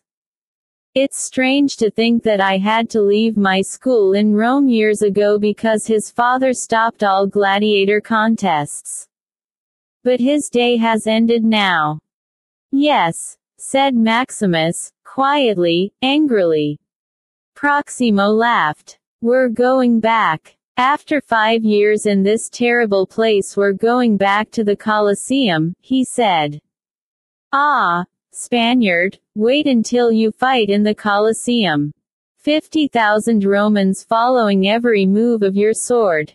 The silence before you strike. The cry that comes after, like a storm." He stopped and looked to the heavens, his eyes shining. Maximus saw the memories lighting up Proximo's face and suddenly he understood. "You were once a gladiator," he said. Proximo looked back at him. "The best," he said. "You won your freedom?" Maximus asked. "A long time ago." Proximo went into the next room and came back carrying a small wooden sword. "The emperor gave me this. A sign of freedom. He touched me on the shoulder and I was free." On the handle of the sword was Proximo's name and the words, "Free man, by order of the Emperor Marcus Aurelius." "I, too, want to stand in front of the emperor, as you did." "Then listen to me," said Proximo. "Learn from me. I was not the best because I killed quickly. I was the best because the crowd loved me. Win the crowd, and you'll win your freedom." Maximus knew that he was right. "I'll win the crowd. I'll give them something they've never seen before." Diamond suit. In the royal palace Commodus stood looking down at Lucius, asleep in his bed. Lucilla entered quietly behind him. She stood in the doorway, watching, worried. "He sleeps so well because he is loved," said Commodus, gently brushing a hair from Lucius's face. Lucilla moved forward quickly. Lucius turned over and she thought he was waking. "Shish. Go back to sleep now," she said. She pulled his blanket closer and watched him breathe deeply, already dreaming again. "Come, brother, it's late," she said, turning away and knowing he would follow her. Back in his own room, Commodus sat on the bed and picked up a document. He looked at it, then let it fall to the floor. The table next to his bed was covered in other papers, plans for the new Rome and documents from the Senate. "I can't sleep," he complained. "The Senate is always sending me papers. And my own dreams for Rome are making my head ache." Lucilla prepared a drink for him, secretly mixing in some medicine. "Quiet, brother, this will help." She held out the drink to him and watched as he drank it. "Are the people ready for me to close the Senate yet? What do you think? Should I have the senators killed? Some or all of them?" he asked Lucilla. "We'll talk about it tomorrow. Sleep now," she said. She thought to herself, "Rome is in frightening hands. Thank the gods that I am here to control him." "Will you stay with me?" Commodus asked Lucilla. "Still afraid of the dark, brother?" Lucilla smiled gently, kissed him, and then started to go. She stopped at the door and looked back. Commodus lay on the bed, a lonely figure, his eyes wide open. "Sleep, brother," Lucilla said. "You know my dreams would bring terror to the world," he said. Lucilla left. Diamond suit. When she was certain that Commodus was asleep, Lucilla quietly left the palace. She went to Senator Gracchus's house, and there in the darkness Gaius was waiting for her. He took her arm and led her into the house, where Gracchus met them in the hall. He turned to Lucilla. "Do you know, there was a time, not very long ago, when I held 2 children on my knee," he said with a kind smile. "They were the most beautiful children I'd ever seen. And their father was very proud of them. I, too, loved them very much, like my own." "And they loved you," said Lucilla. "I saw one of them grow strong and good," Gracchus continued. "The other grew dark. I watched as his father turned away from him. We all turned away from him. And as he became more and more lonely, there was more hate than love in his heart." Gracchus shook his head sadly. They went into the main room and Gracchus gave his guests glasses of wine. Lucilla spoke first. "Anyone who says anything against the emperor is in danger now," she said. "Students, teachers, writers. We must be careful. All to feed the arena. I'm afraid to go out after dark," said Gaius. "You should be more afraid in the day," said Gracchus. "The Senate is full of Falco's spies." He took a glass of wine and sat next to Lucilla. What is in Commodus's mind? These games are all he seems to care about. "And how is he paying for them?" asked Gaius. "They must cost a fortune each day, but we have no new taxes." "The future is paying," Lucilla answered. "He's started selling the wheat we have saved. In 2 years' time the people will die of hunger. I hope they're enjoying the games now because soon these games will be the reason their children are dead." "This can't be true," said Gaius. "Rome must know this. And who will tell them?" asked Lucilla. "You, Gaius. Or you, Gracchus?" Will you make a speech in the Senate and then see your family killed in the Colosseum? She looked from one man to the other. He must die, she said. Quintus and the guards would take control themselves, said Gaius. And we haven't got enough men. The army may not be loyal to us, said Gracchus. No, we must wait, prepare, and be ready. We can do nothing while he has the support of the people. But every day he makes more enemies. One day he will have more enemies than friends, and then we will strike. Until then, we must be patient. Diamond Suit Proximo and his gladiators were near Rome by late afternoon. Proximo could see that something had changed since he left 5 years before. Rome had become an army camp. When they were inside the city walls, he noticed other things. The city was poorer and dirtier than he remembered it. At last they arrived at Proximo's old school, where the gates were still locked as he had left them. The gladiators were glad to get out of the box they had traveled in. They looked around. Across the rooftops of Rome, only a short distance away, was an enormous building, the Great Colosseum. Maximus, Juba, and the others stared at it, listening to the sound of 50,000 voices shouting for blood. Each man was thinking, is that where I die? From the great arena came another sound, Caesar. Caesar. Proximo knew this meant that the emperor had just arrived. He looked across at Maximus. Win the crowd, he said softly. Maximus had only one thought. He is there. He is close. The time is coming when I will see him myself, the man I live to kill. Diamond Suit. It was late morning of the following day when Maximus and the other gladiators were taken to the Colosseum. They were put into cages under the seats of the arena. Crowds of people came past to look at the new fighters, to guess which ones were winners and which would die. Maximus sat at the back of the cage, taking no notice of them. He could hear Proximo talking loudly to a man called Cassius, whose job was to organize the contests in the Colosseum. He also had to please the emperor. The emperor wants battles, Proximo shouted. My men are highly trained single fighters. I refuse to let them die like that. They will be wasted in this stupid piece of theater.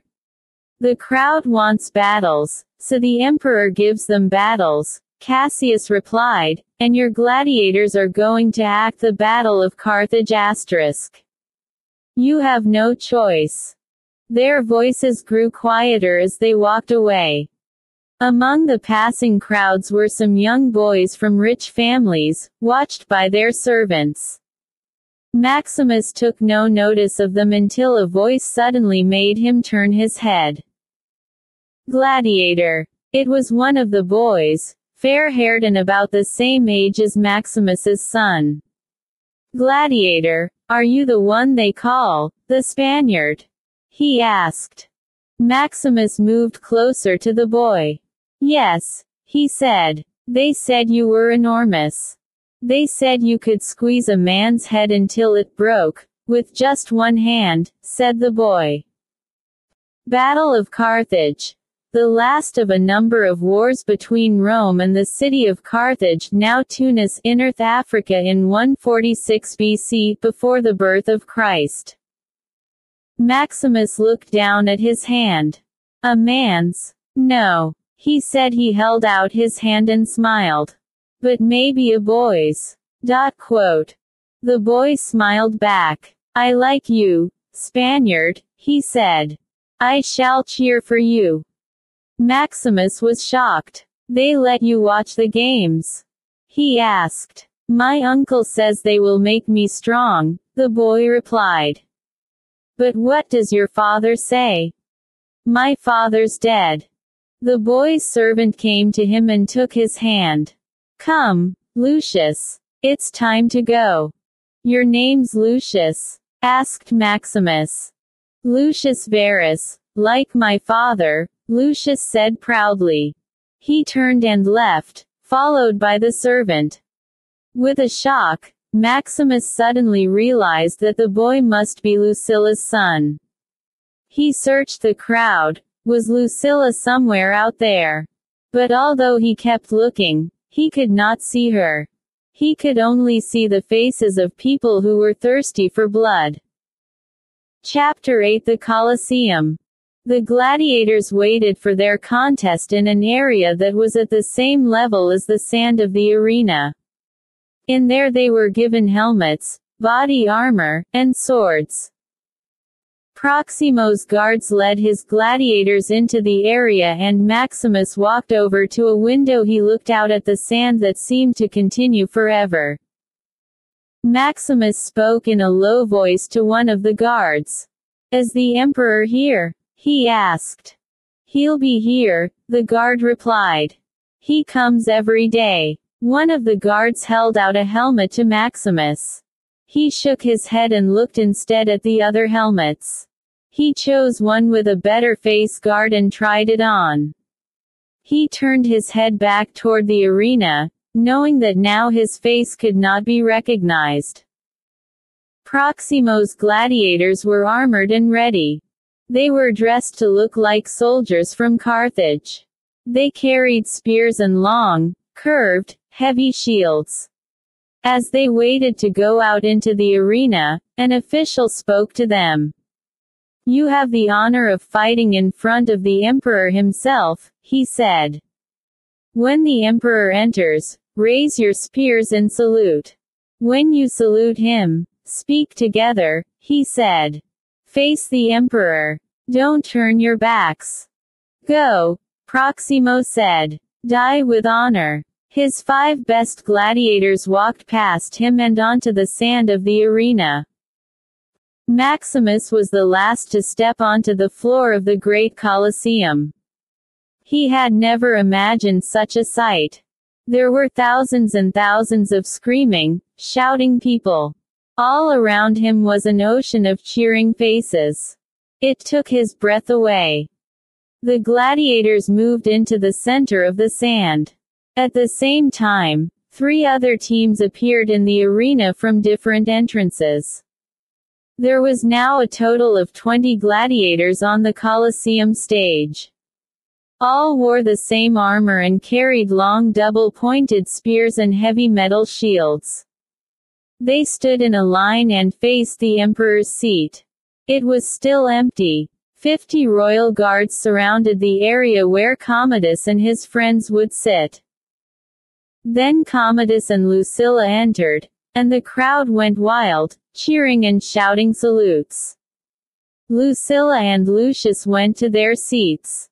Commodus moved forward and waved to the crowd. Gaius and other senators near the emperor watched in silence. They had just heard the latest news. To help pay for the games, Commodus was taking the houses and money of senators he disliked. Commodus looked down at the gladiators, and Maximus froze as he felt his eyes rest on him. He stared up at the man he hated and wanted to kill. On one side of Commodus he saw Quintus. On the other side, Lucilla and Lucius.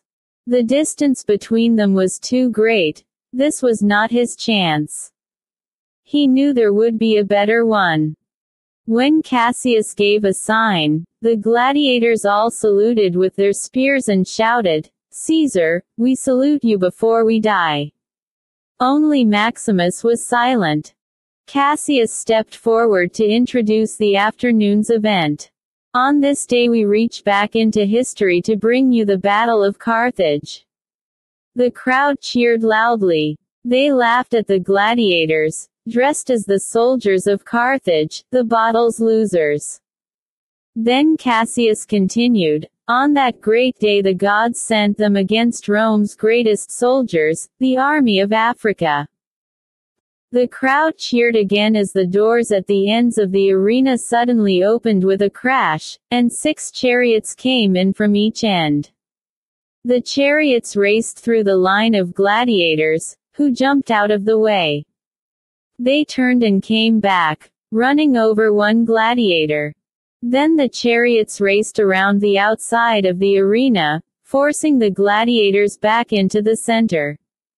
It was difficult for the men on foot to see well through the cloud of dust and sand from the wheels of the chariots. As they thundered past, Maximus saw a spear flying through the air. It hit one of the gladiators in the neck and killed him immediately. Maximus could see that he must take control, and he called to the other gladiators, "If we work together, we can win." He made them move in closer. "Shields together. Shoulders against the shields," he called. The gladiators followed his orders, except for one. Hakon stood alone, ready to fight his own battle. The crowd was very surprised. They had never seen anything like this before. The men in the chariots circled around the group firing arrows and spears, but they only hit the gladiators' shields. A Roman spear from one chariot hit Hakon in the leg.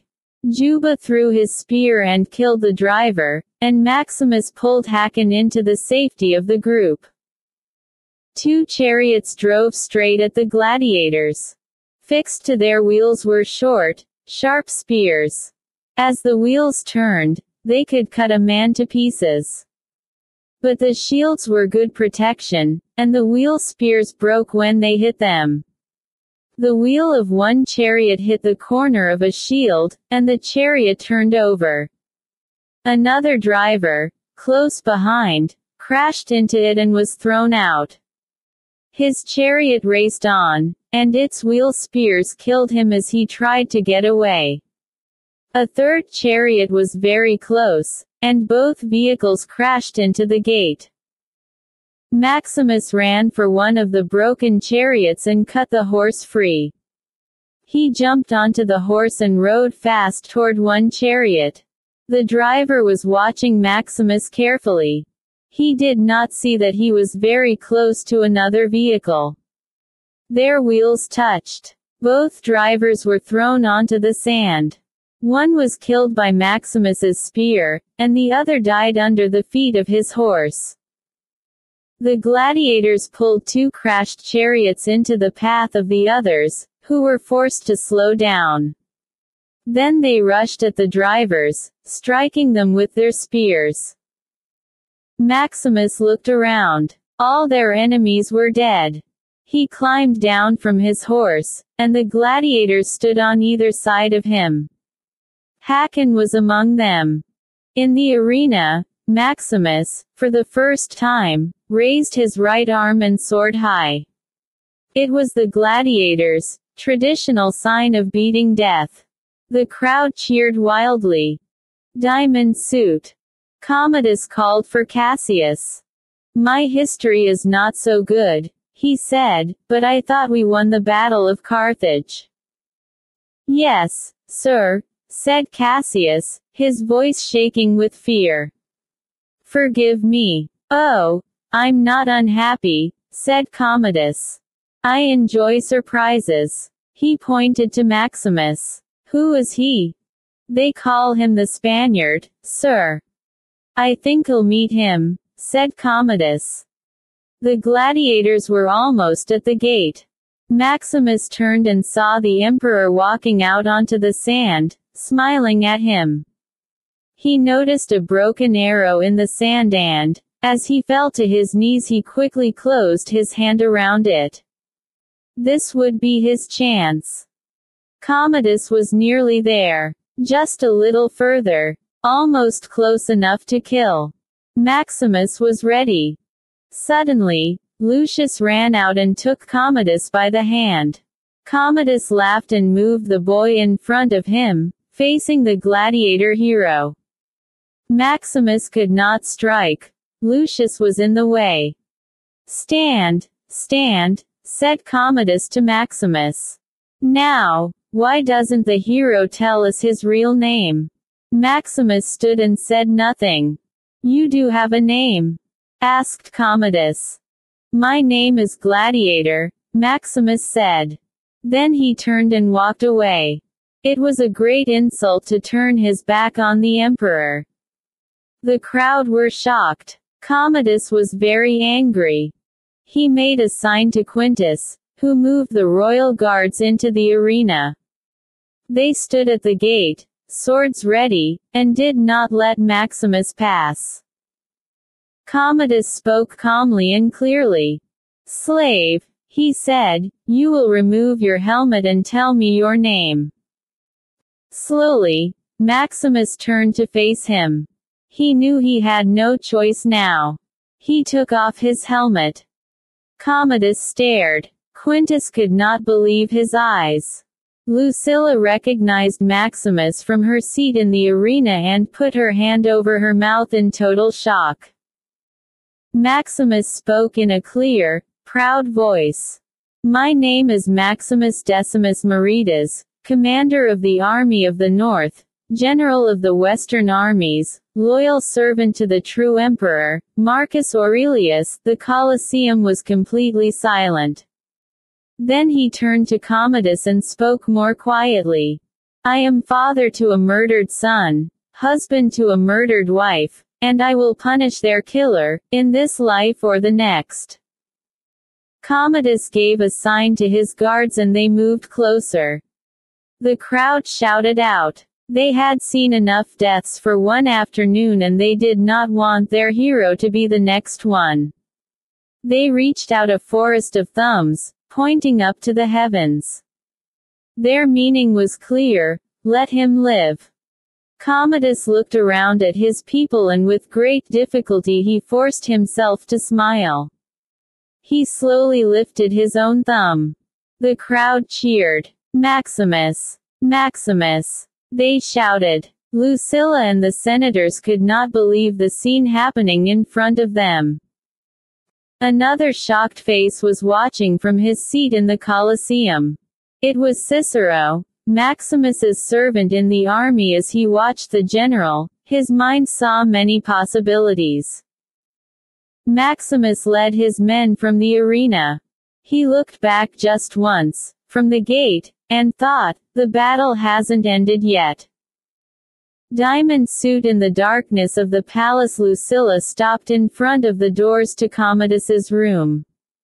She took a deep breath before she entered. Commodus sat calmly at his desk, signing papers.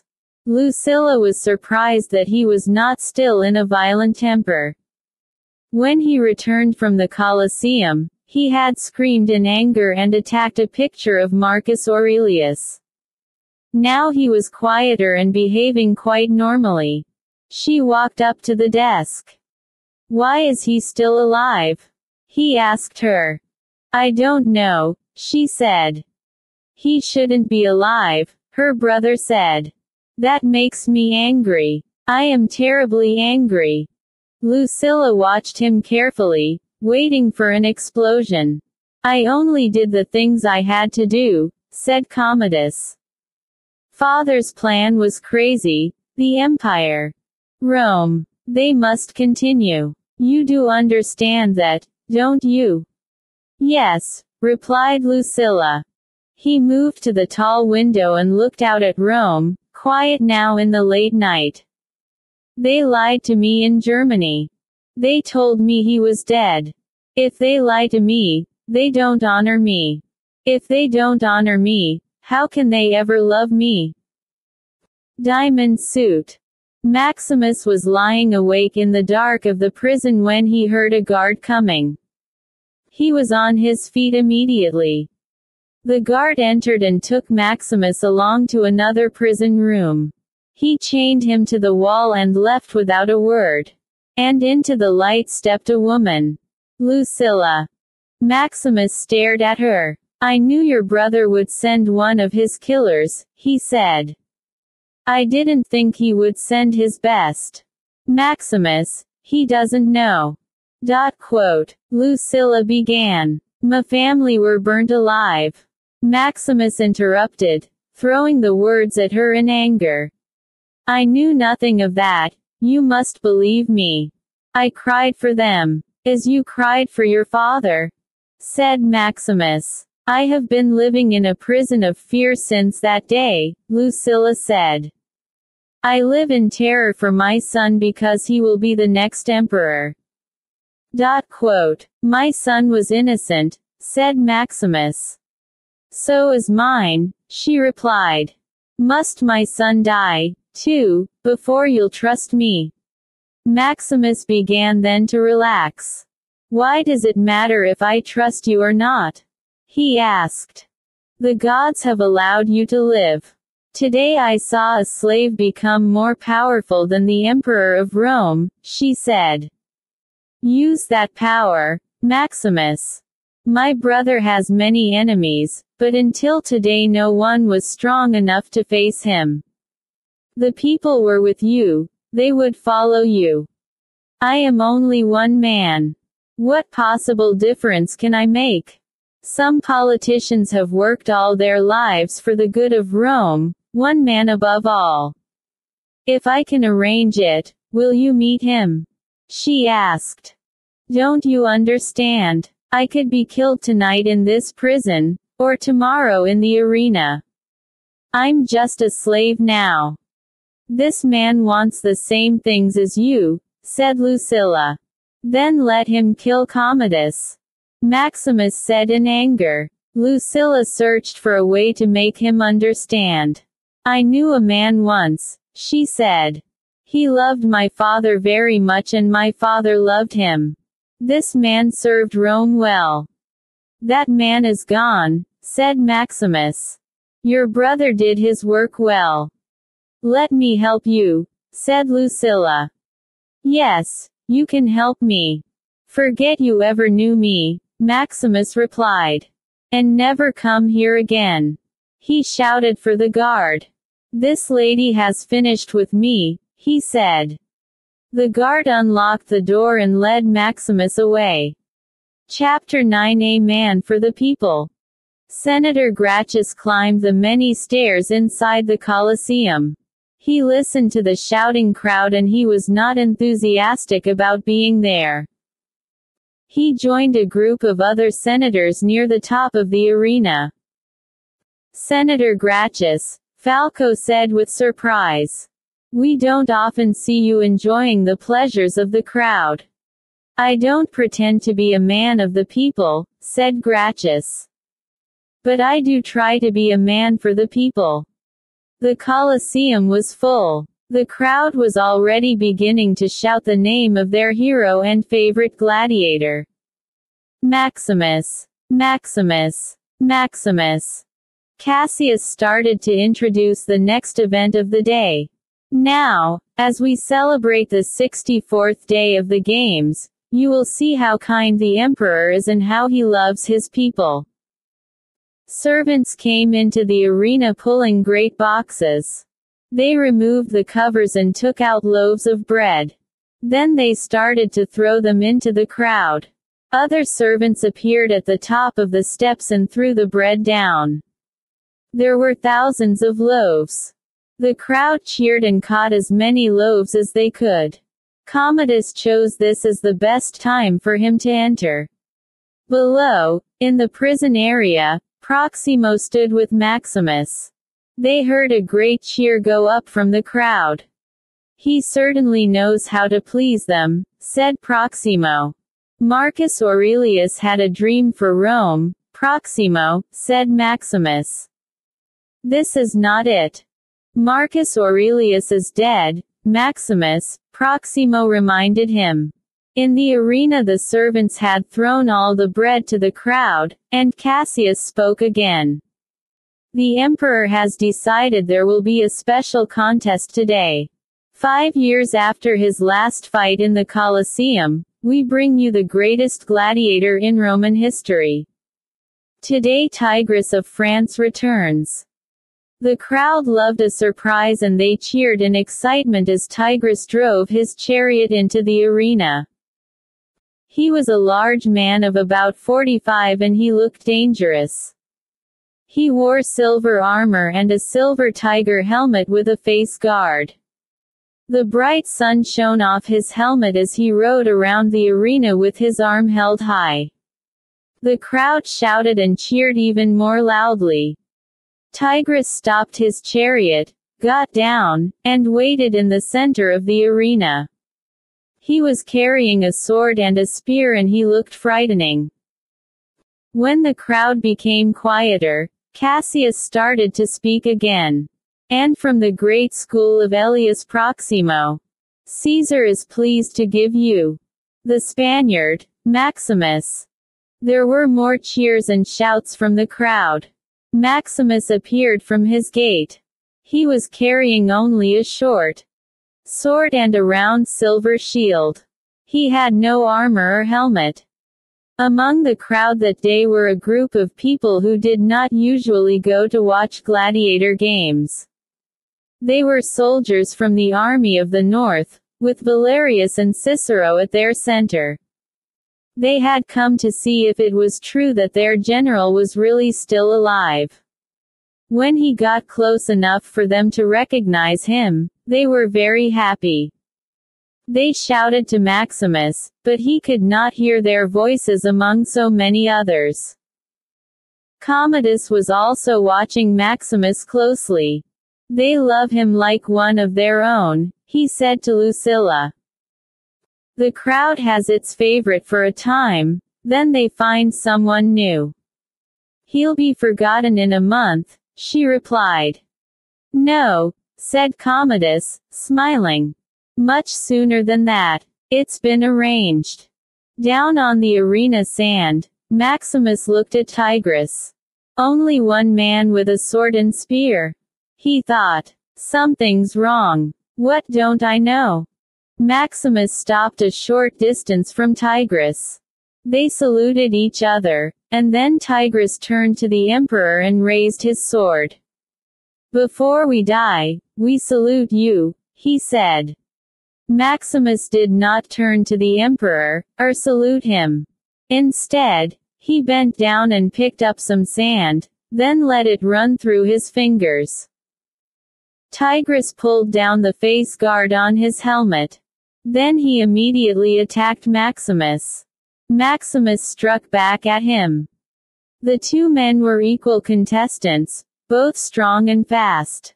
Maximus was the younger man and he was very confident. He believed that he would not be killed that day. As they fought, Maximus suddenly heard a strange noise. He could not understand where it was coming from. Then he felt the ground move. Suddenly, a door opened in the sand behind him and an enormous tiger came out. It jumped at him. He felt the tiger's breath on his back as he moved quickly to one side, and he expected the animal to land on top of him. But when he looked, he saw that it was on the end of a long chain. This was held tightly by 3 men near the wall. Tigris attacked again with great strength, forcing Maximus back toward the tiger.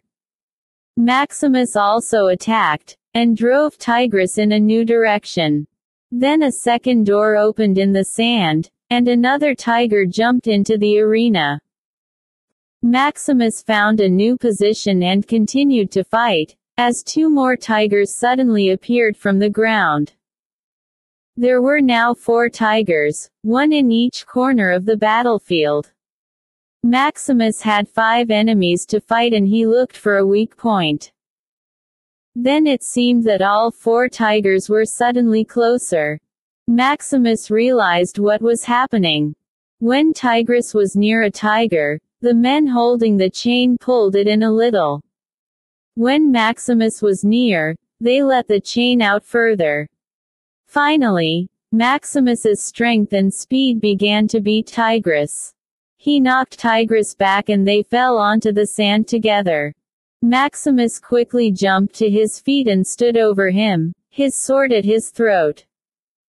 But then one of the teams of servants let go of the chain and a tiger ran at Maximus. He just had time to turn and push his sword upward into the tiger's shoulders. The animal fell on top of him and died. This gave Tigris enough time to get to his feet, pick up his sword, and prepare to attack again. Maximus was under the heavy body of the dead tiger, but he still had enough strength to throw his shield up at Tigris. It hit Tigris hard on the face guard of his helmet and bent it. It was impossible for him to see through it. Tigris was forced to drop his sword again so he could use both hands to try to pull the cover up. Maximus was able to squeeze out from under the tiger and pick up Tigris's sword. The Frenchman was still blindly pulling at his helmet as Maximus knocked him to the ground. Maximus stood over Tigris with his sword point at his throat. He looked to Commodus. All eyes in the Colosseum turned to the emperor. Commodus was very angry but tried not to show it. He slowly stood and looked down at Maximus. He raised his arm and held out his hand, thumb down. Maximus raised his sword to kill Tigris, but suddenly threw it down on the sand, next to his head. "You fought with honor," he said. The crowd was silent, then suddenly there was an enormous cheer. The shouts of, "Maximus! Maximus!" grew louder and louder. Commodus turned and disappeared from sight. Senator Gracchus suddenly sat forward and started to take a real interest in the behavior of the crowd. Maximus was almost at the gladiators' exit from the arena when a group of royal guards appeared in front of him. They stepped back as Commodus walked through them and toward the great fighter. Maximus and Commodus stared at each other, just an arm's length away. The crowd was quiet now, but they could not hear what was said. "What am I going to do with you?" said Commodus. Maximus did not reply. "Once more I offer you my hand," Commodus said. He held out his arm, but Maximus did not move. "Are we so different, you and I?" said Commodus. "You take life when you have to, just as I do." "I have one more life to take," said Maximus. "Then it is finished." "Then take it now," said Commodus. Maximus knew he only had to take one step toward Commodus and the guards would kill him. He turned his back on the emperor and walked away. The crowd went mad. They cheered Maximus, their hero. And then some started laughing at the emperor and throwing bread at him. Gracchus could not believe his eyes. Such insults to the emperor usually resulted in death. But the people were not afraid now.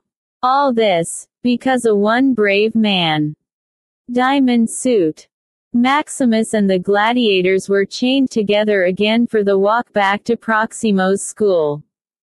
There were guards walking with them, trying to keep back hundreds of people. They all wanted to get a close look at their hero. Suddenly, Maximus heard a familiar voice and saw Cicero ahead in the crowd. "Where are you camped?" he shouted to Cicero. "A day's ride from Rome, at Ostia," replied Cicero. "We've been there all winter. The men are getting fat. They're bored. How soon could they be ready to fight?" asked Maximus. "For you, sir." "Tomorrow," Cicero said proudly. The guards pushed Cicero back into the crowd. He ran ahead and came out in front of Maximus again, further along the street. This time he pushed a small package into Maximus's hand. The guards were close and Maximus knew he only had one chance. "Cicero, listen carefully," he said. "You must contact Lucilla, the emperor's sister. Tell her I will meet her politician." There was no more time. Cicero disappeared into the crowd, and Maximus was forced to move on. Later, alone in the prison at Proximo's school, Maximus took the little package out of his pocket and looked at it. Inside were the two wooden figures of his wife and son. "Did they hear you?" a voice suddenly asked. Maximus looked up into Juba's eyes. "Your people," said Juba, "in the next world." "Yes," said Maximus, looking down at the figures. Juba thought about it. "What do you say to them?" Maximus looked at his friend. "To my son, to keep his head up when he rides his horse," he said. "And to my wife. That's private." Juba smiled. Chapter 10 Secrets and Lies. Commodus walked up and down in his room. He was a worried man. There was one other person with him, Senator Falco. An emperor cannot rule if he is not loved. Commodus said to Falco. And now they love Maximus because he let Tigris live. I can't kill him now or they will hate me. But I can't just let him continue like this. Every day he adds another insult. It's like a bad dream. Every day his power is greater, said Falco. And the people are getting braver. The Senate sees it, too. This is not something that will go away in a few days or weeks. Rome is beginning to move against you. He must die. Then they will love him even more, shouted Commodus. He began walking again and soon he was calmer. When I went to the Senate today, he said, I purposely told them about selling the wheat to pay for the games. And what happened? Nothing, said Falco. Exactly. Nothing, said Commodus. Even Gracchus was as silent as a mouse. Why? He stopped and looked out his window over Rome. We must be quiet and patient, Caesar. We must let the enemy come to us, said Falco. Commodus began to relax a little. Have every senator followed, he ordered. I want daily reports. Diamond suit. It was easy to find Lucilla, but much harder to speak to her. For 2 days Cicero stayed in the streets around the palace. Finally, he was lucky. Lucilla's carriage came toward him, surrounded by royal guards. There were 2 other men following her carriage, but they were not in uniform. One, a small man, was blind in one eye. He was one of Falco's secret police. He had been very good at watching senators, but now he had been given a different job. He was watching Lucilla. As the carriage passed, Cicero called out, My lady. I served your father at Vindobona. Lucilla heard but did not pay him much attention. The guards pushed him away, and he ran around to the other side of the carriage. And I served General Maximus, he said, when he got close enough. Lucilla called for her carriage to stop. She asked her servant for a coin and held it out to Cicero. And I serve him still, he said, as he came closer to take it. Lucilla understood at once that he was a messenger. She told her guards to step back. This is for your loyalty, soldier, she said. Cicero took the coin and kissed her hand. He whispered, a message from the general. He'll meet your politician. It was enough. Cicero stepped back into the crowd, and Lucilla's carriage moved on. Diamond suit. Proximo's school was dark and quiet. The men were all asleep, except one. Proximo went quietly to wake Maximus and then took him to his own rooms. Lucilla and Gracchus were there, waiting for Maximus. Proximo turned and left immediately. Lucilla introduced Gracchus to Maximus. The Senate is with you? Asked Maximus. The Senate? Yes, I can speak for them, Gracchus replied. Can you buy my freedom and get me out of Rome? Asked Maximus, wasting no time. Why would I do that? Get me out of the city. Have fresh horses ready to take me to Ostia. My army is camped there. By the second night, I'll be back with 5,000 men, said Maximus. But there are new commanders, said Lucilla. Loyal to Commodus. Let my men see me alive. They are still loyal to me. This is crazy, said Gracchus. No Roman army has entered the city in 100 years. This may be no better than the rule of Commodus.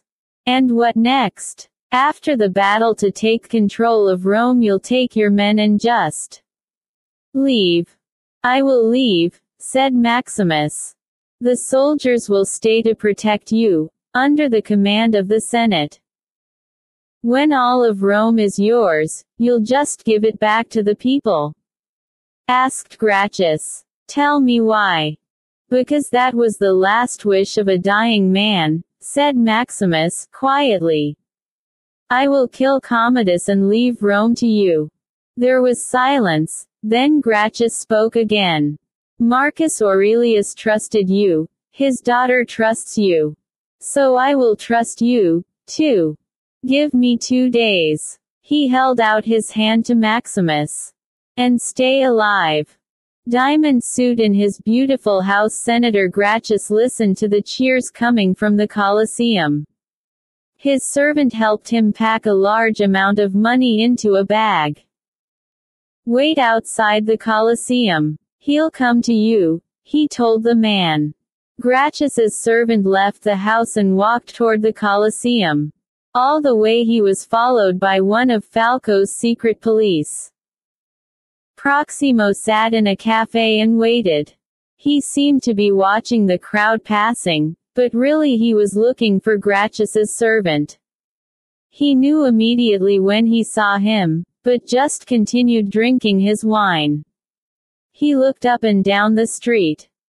Suddenly, he saw a man standing by a door and he did not like the look of him. It was Falco's one-eyed secret policeman. Gracchus's servant stood patiently for a long time with his bag of money, but no one came to him. In the cafe, Proximo's table was now empty. He knew when to disappear. Diamond suit Maximus was brought to Proximo's room by 2 guards just after sunset. He was impatient, ready to start. Proximo looked at Maximus and shook his head. I tried, he said. It won't work. The emperor knows too much. And this has become too dangerous for me. Let me go, said Maximus, and you'll be paid when I return. I promise you. And what will happen if you don't return? Asked Proximo. Trust me, I will kill Commodus, said Maximus. Proximo looked hard at Maximus, studying him. I know I can trust you, General, he said. I know you would die for honor, or for Rome, or the memory of your family. I, on the other hand, am just an entertainer. He called for his guards. Take him away. Maximus looked straight into Proximo's eyes. He killed the man who freed you, he said. After Maximus had gone, Proximo picked up the wooden sword that Marcus Aurelius had given him, the sign of his freedom. And he thought for a long time. Diamond suit Falco's spies were good at their job. They had followed Gracchus and the other senators, then Lucilla, and now Proximo. Lucilla knew their lives were in great danger and she tried to keep her brother calm. Maximus also knew it. Commodus would come for him soon, he was certain. In the dark of night in his prison room, he suddenly heard footsteps coming toward him. It was Proximo. He woke Juba and threw him out. Then he turned to Maximus. Congratulations, General, he said. You have very good friends. He stepped back and Lucilla came into the room. Proximo left them together. My brother plans to put Gracchus in prison, she said. We can't wait any longer. You must leave tonight. Proximo will come for you at midnight and take you to a gate. Cicero will be there with horses. You've done all this. You're very brave, Lucilla. I am tired of being brave, she said. My brother hates everyone, and you most of all. Because your father chose me. No, she said. Because my father loved you. And I loved you. Maximus took her hands in his. I've felt alone all my life, except with you, she said. She turned to go, but Maximus held her and they kissed. It was their first kiss for many years, and, for a short time, they rested in each other's arms. They separated, with one last look, and Lucilla went quickly back into the dark night. Back in the palace, Lucilla hurried to her son's bedroom. She looked around and called to the servant. Where is Lucius? He's with the emperor, my lady, she replied. Lucilla rushed down the palace halls, looking in all the rooms she passed. Finally, in great fear, she opened her brother's door. Commodus and Lucius were sitting together, looking at some papers. Sister, come and join us, said Commodus, smiling. A frightening smile. I've been reading to dear Lucius about the great Julius Caesar. He took Lucius on his knee. And tomorrow, if you're very good, I'll tell you the story of the Emperor Claudius, he said. Commodus looked right into Lucilla's eyes. He trusted the people closest to him, but they didn't deserve his trust. Lucilla felt faint. She sat down opposite them. The emperor knew they had been very busy, planning against him. Commodus went on, watching his sister's terror all the time. And one night he sat down with one of them and said to her, "Tell me what you have planned, or I shall kill the person you love the most. You will see me wash in their blood." Lucilla kept her eyes on her son, and a tear ran down her face. And the emperor's heart was broken because she had wounded him more than anyone else could. And what do you think happened next, Lucius? I don't know, uncle, said Lucius, nervously. She told him everything, Commodus said. Chapter 11 Broken Plans. The sound of marching feet broke the silence of night in the area around the Colosseum. In his room Proximo was packing his bags, planning to leave Rome fast. He heard the marching feet coming toward the school and he knew then how he was going to die. He picked up his bunch of keys and hurried across to the prison rooms.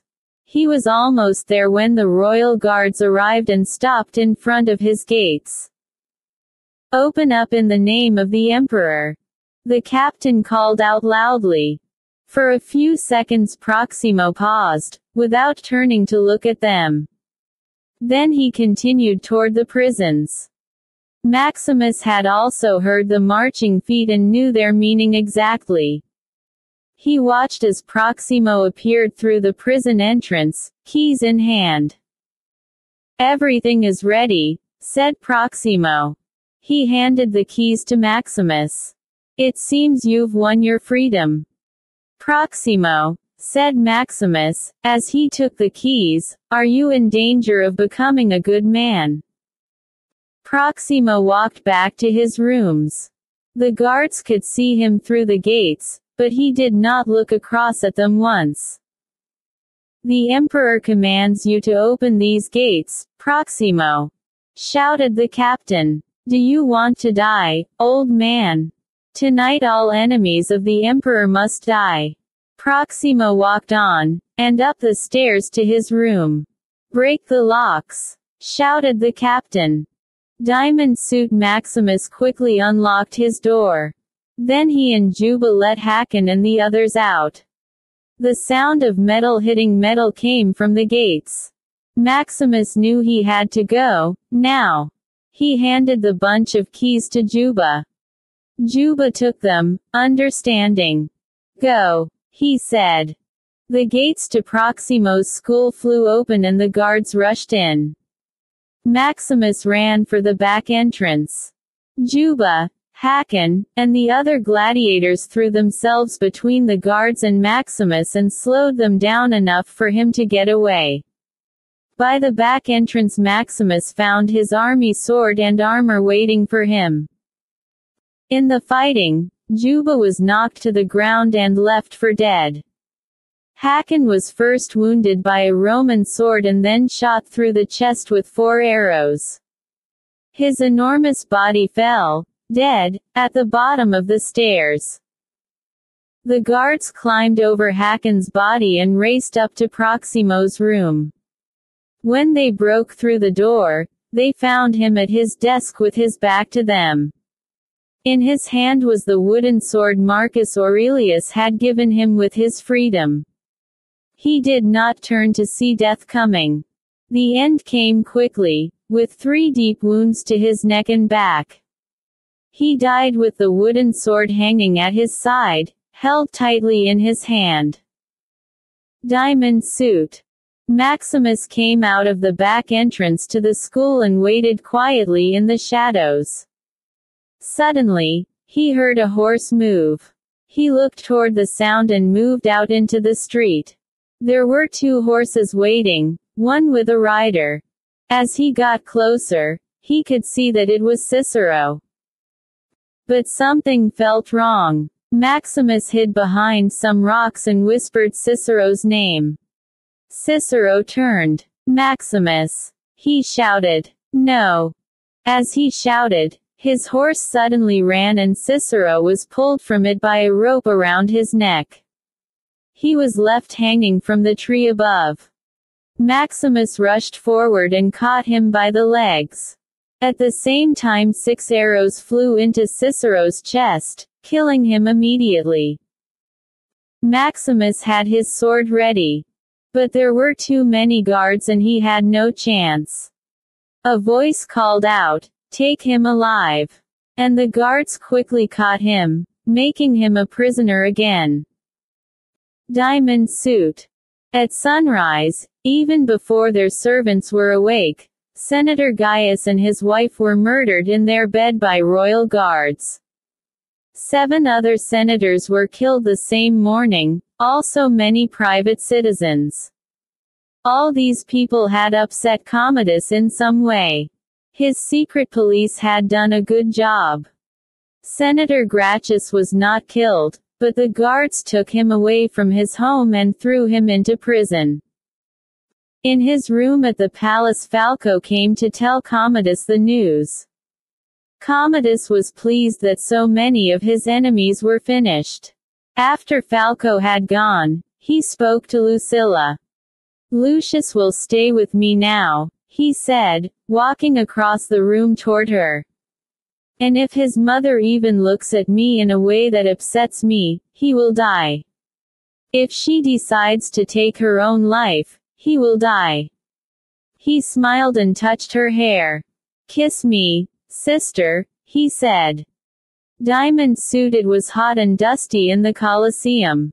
Hundreds of servants at the top of the arena were throwing red flowers down onto the sand. 55,000 Romans were waiting. They had been told to expect something special. Maximus was also waiting. He knew there was only death ahead of him. But he still hoped for a soldier's death, and he kept his back straight and his head up. On his way to the arena he passed a prison room where Juba and Proximo's other gladiators were. When he saw Maximus, Juba stood in a silent salute to a brave man and a friend. Under the floor of the Colosseum arena was a large elevator, operated by servants with ropes. It was the way the tigers had entered the arena when Maximus fought Tigress. Maximus was led there now by Quintus and the royal guards. They fastened his chains to the elevator and Quintus himself checked them. As he bent to do this he whispered softly, "I'm a soldier. I obey." Someone was walking toward them. Quintus stood up again and moved back. Emperor Commodus suddenly appeared with a group of servants carrying armor. The emperor himself was wearing his own gold armor. He wore this armor when he wanted to feel like a god. Commodus and 6 of his guards joined Maximus on the elevator. Maximus expected to die immediately, but Commodus smiled at him. "Listen to the crowd," he said. "They are calling for you. The general who became a slave. The slave who became a gladiator.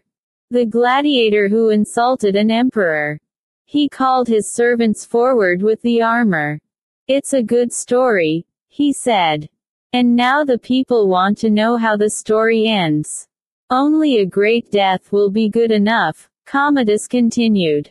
"And what could be better than to fight the emperor himself in the greatest arena?" Maximus did not believe him. "You will fight me?" "Why not?" Commodus said. "Do you think I'm afraid?" The servants began to fix armor to Maximus's body, first his arms, legs, and shoulders. They left the body armor until last. "I think you've been afraid all your life," Maximus answered. He knew Commodus would never have a fair fight with him. What would he do to make sure he won? "Unlike Maximus the Brave, who knows no fear," said Commodus. "I've been afraid, but you took away from me everything I loved. Since then, you're right, I have not known fear," said Maximus. "There is one thing left. You still have your life to lose," said Commodus. "I once knew a man who said, 'Death smiles at us all.'" "A man can only smile back," said Maximus. "I wonder," said Commodus, "did your friend smile at his own death?" "You must know," Maximus replied. "He was your father." Commodus was silent, and they stared at each other. "You loved my father, I know," Commodus said. "But I did, too. That makes us brothers, doesn't it?" He reached out his arms to Maximus and put them around him. Maximus suddenly let out a cry of pain. The emperor had a small, sharp knife in his hand. He had wounded Maximus in the side, cutting him deeply. "Smile for me now, brother," Commodus said, as he pulled the knife out. Quintus stared, shocked. "Now put on his body armor. Hide the wound," Commodus said to his servants. Diamond suit. All eyes in the Colosseum watched the center of the arena as the elevator came up. Commodus stepped off and onto the sand. It was covered with red flowers. Commodus took his sword from Quintus and turned slowly to all sides of the arena. Maximus stood straight, but he was in great pain. He looked up to the royal seats and saw Lucilla there with Lucius and Senator Gracchus. They were surrounded by guards. Commodus raised his sword high and the sun shone off it. Maximus slowly bent down and picked up some sand from the arena. Quintus threw Maximus's sword down on the ground near his feet. Maximus picked it up, slowly, and stood facing the emperor. And the fight began. Commodus rushed at Maximus and knocked him to the ground. Maximus got to his feet with difficulty.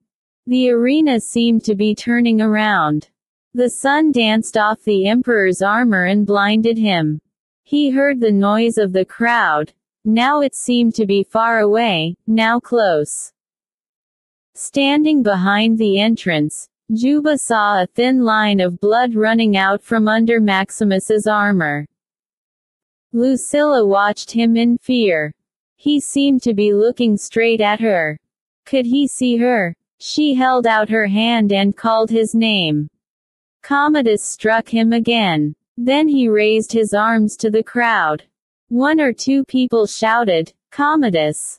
The crowd loved a winner.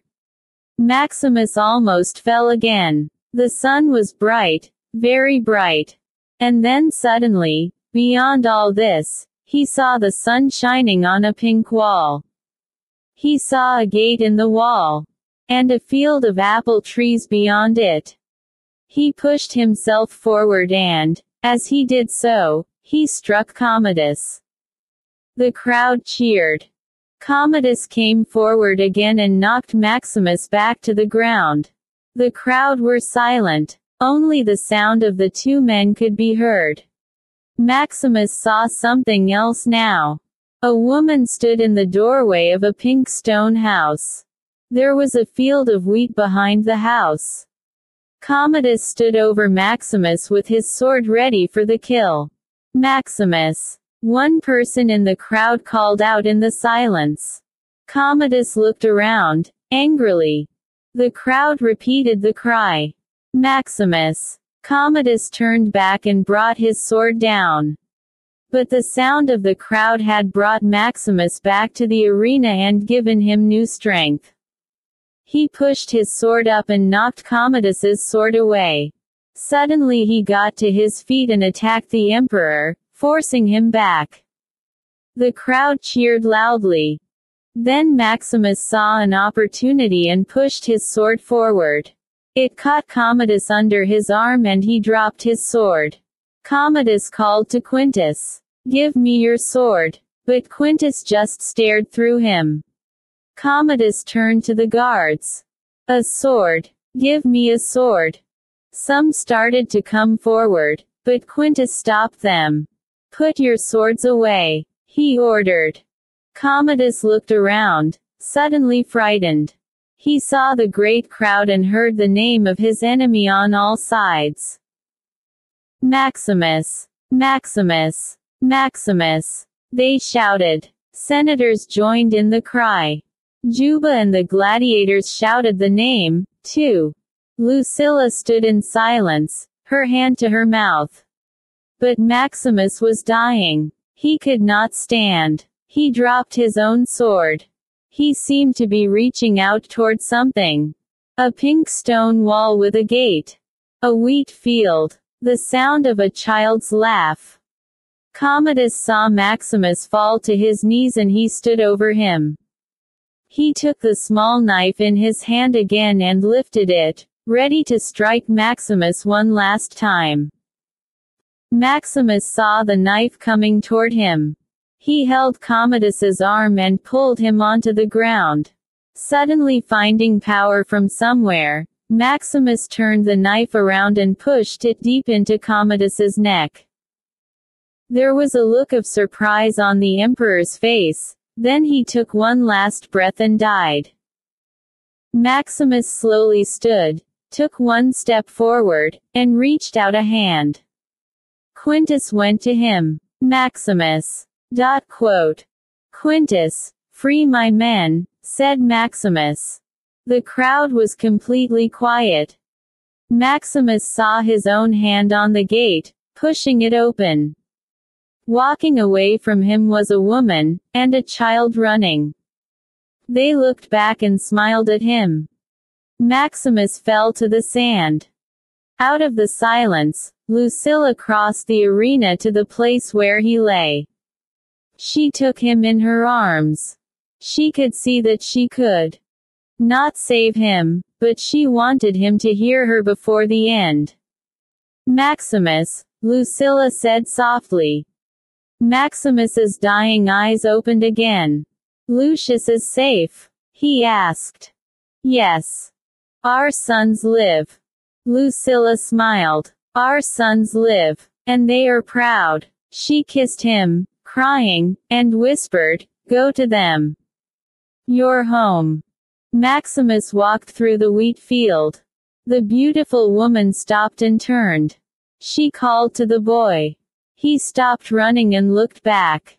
The boy then started running back along the road, toward the man in the wheat field, toward his father, who was coming home at last.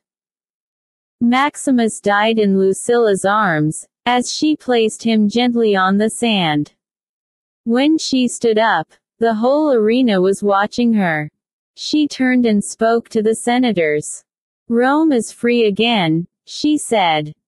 Lucilla stood over Maximus's body as Gracchus and the senators came down onto the sand.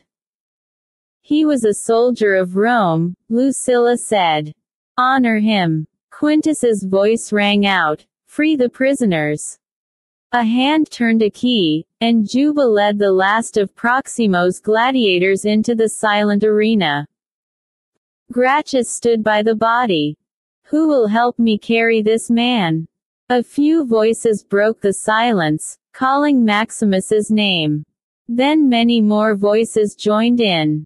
The sound grew and filled the arena. The gladiators picked Maximus up on their shoulders. Silent and proud, following Gracchus and the other senators in a slow march, they carried him out of the arena. Lucilla stood for a long time, watching them go, while her mad brother lay dead on the bloody sand behind her. Chapter 12. Home, at last. The games had ended. The Colosseum was empty and silent as Juba walked across the sand. Juba, now dressed in his African clothes, was a free man again. And soon he was going home. He still heard one voice in the arena, though. He heard Maximus, the great fighter, asking about his home in Africa and talking to him about his own home in Spain. Juba moved to the center of the arena and found the exact place he was looking for, a small area of blood on the sand. He dropped to his knees and made a little hole in the ground. He took something from his pocket, the small wooden figures of Maximus's wife and son. He carefully put them in the hole and covered them with the earth that carried their loved one's blood. Now it would be easier for them to find each other in the next world. No way are free, he said loudly, looking around at the empty, silent arena. This place will become dust, but I will not forget you. He stood above the place where Maximus had died. I will see you again, he said to his friend. He smiled the wide smile that he had smiled for Maximus in life and would soon smile for his own wife and daughters. But not yet. He walked slowly out of the arena, looking back just once at the place, as the wind blew red flowers across the killing ground.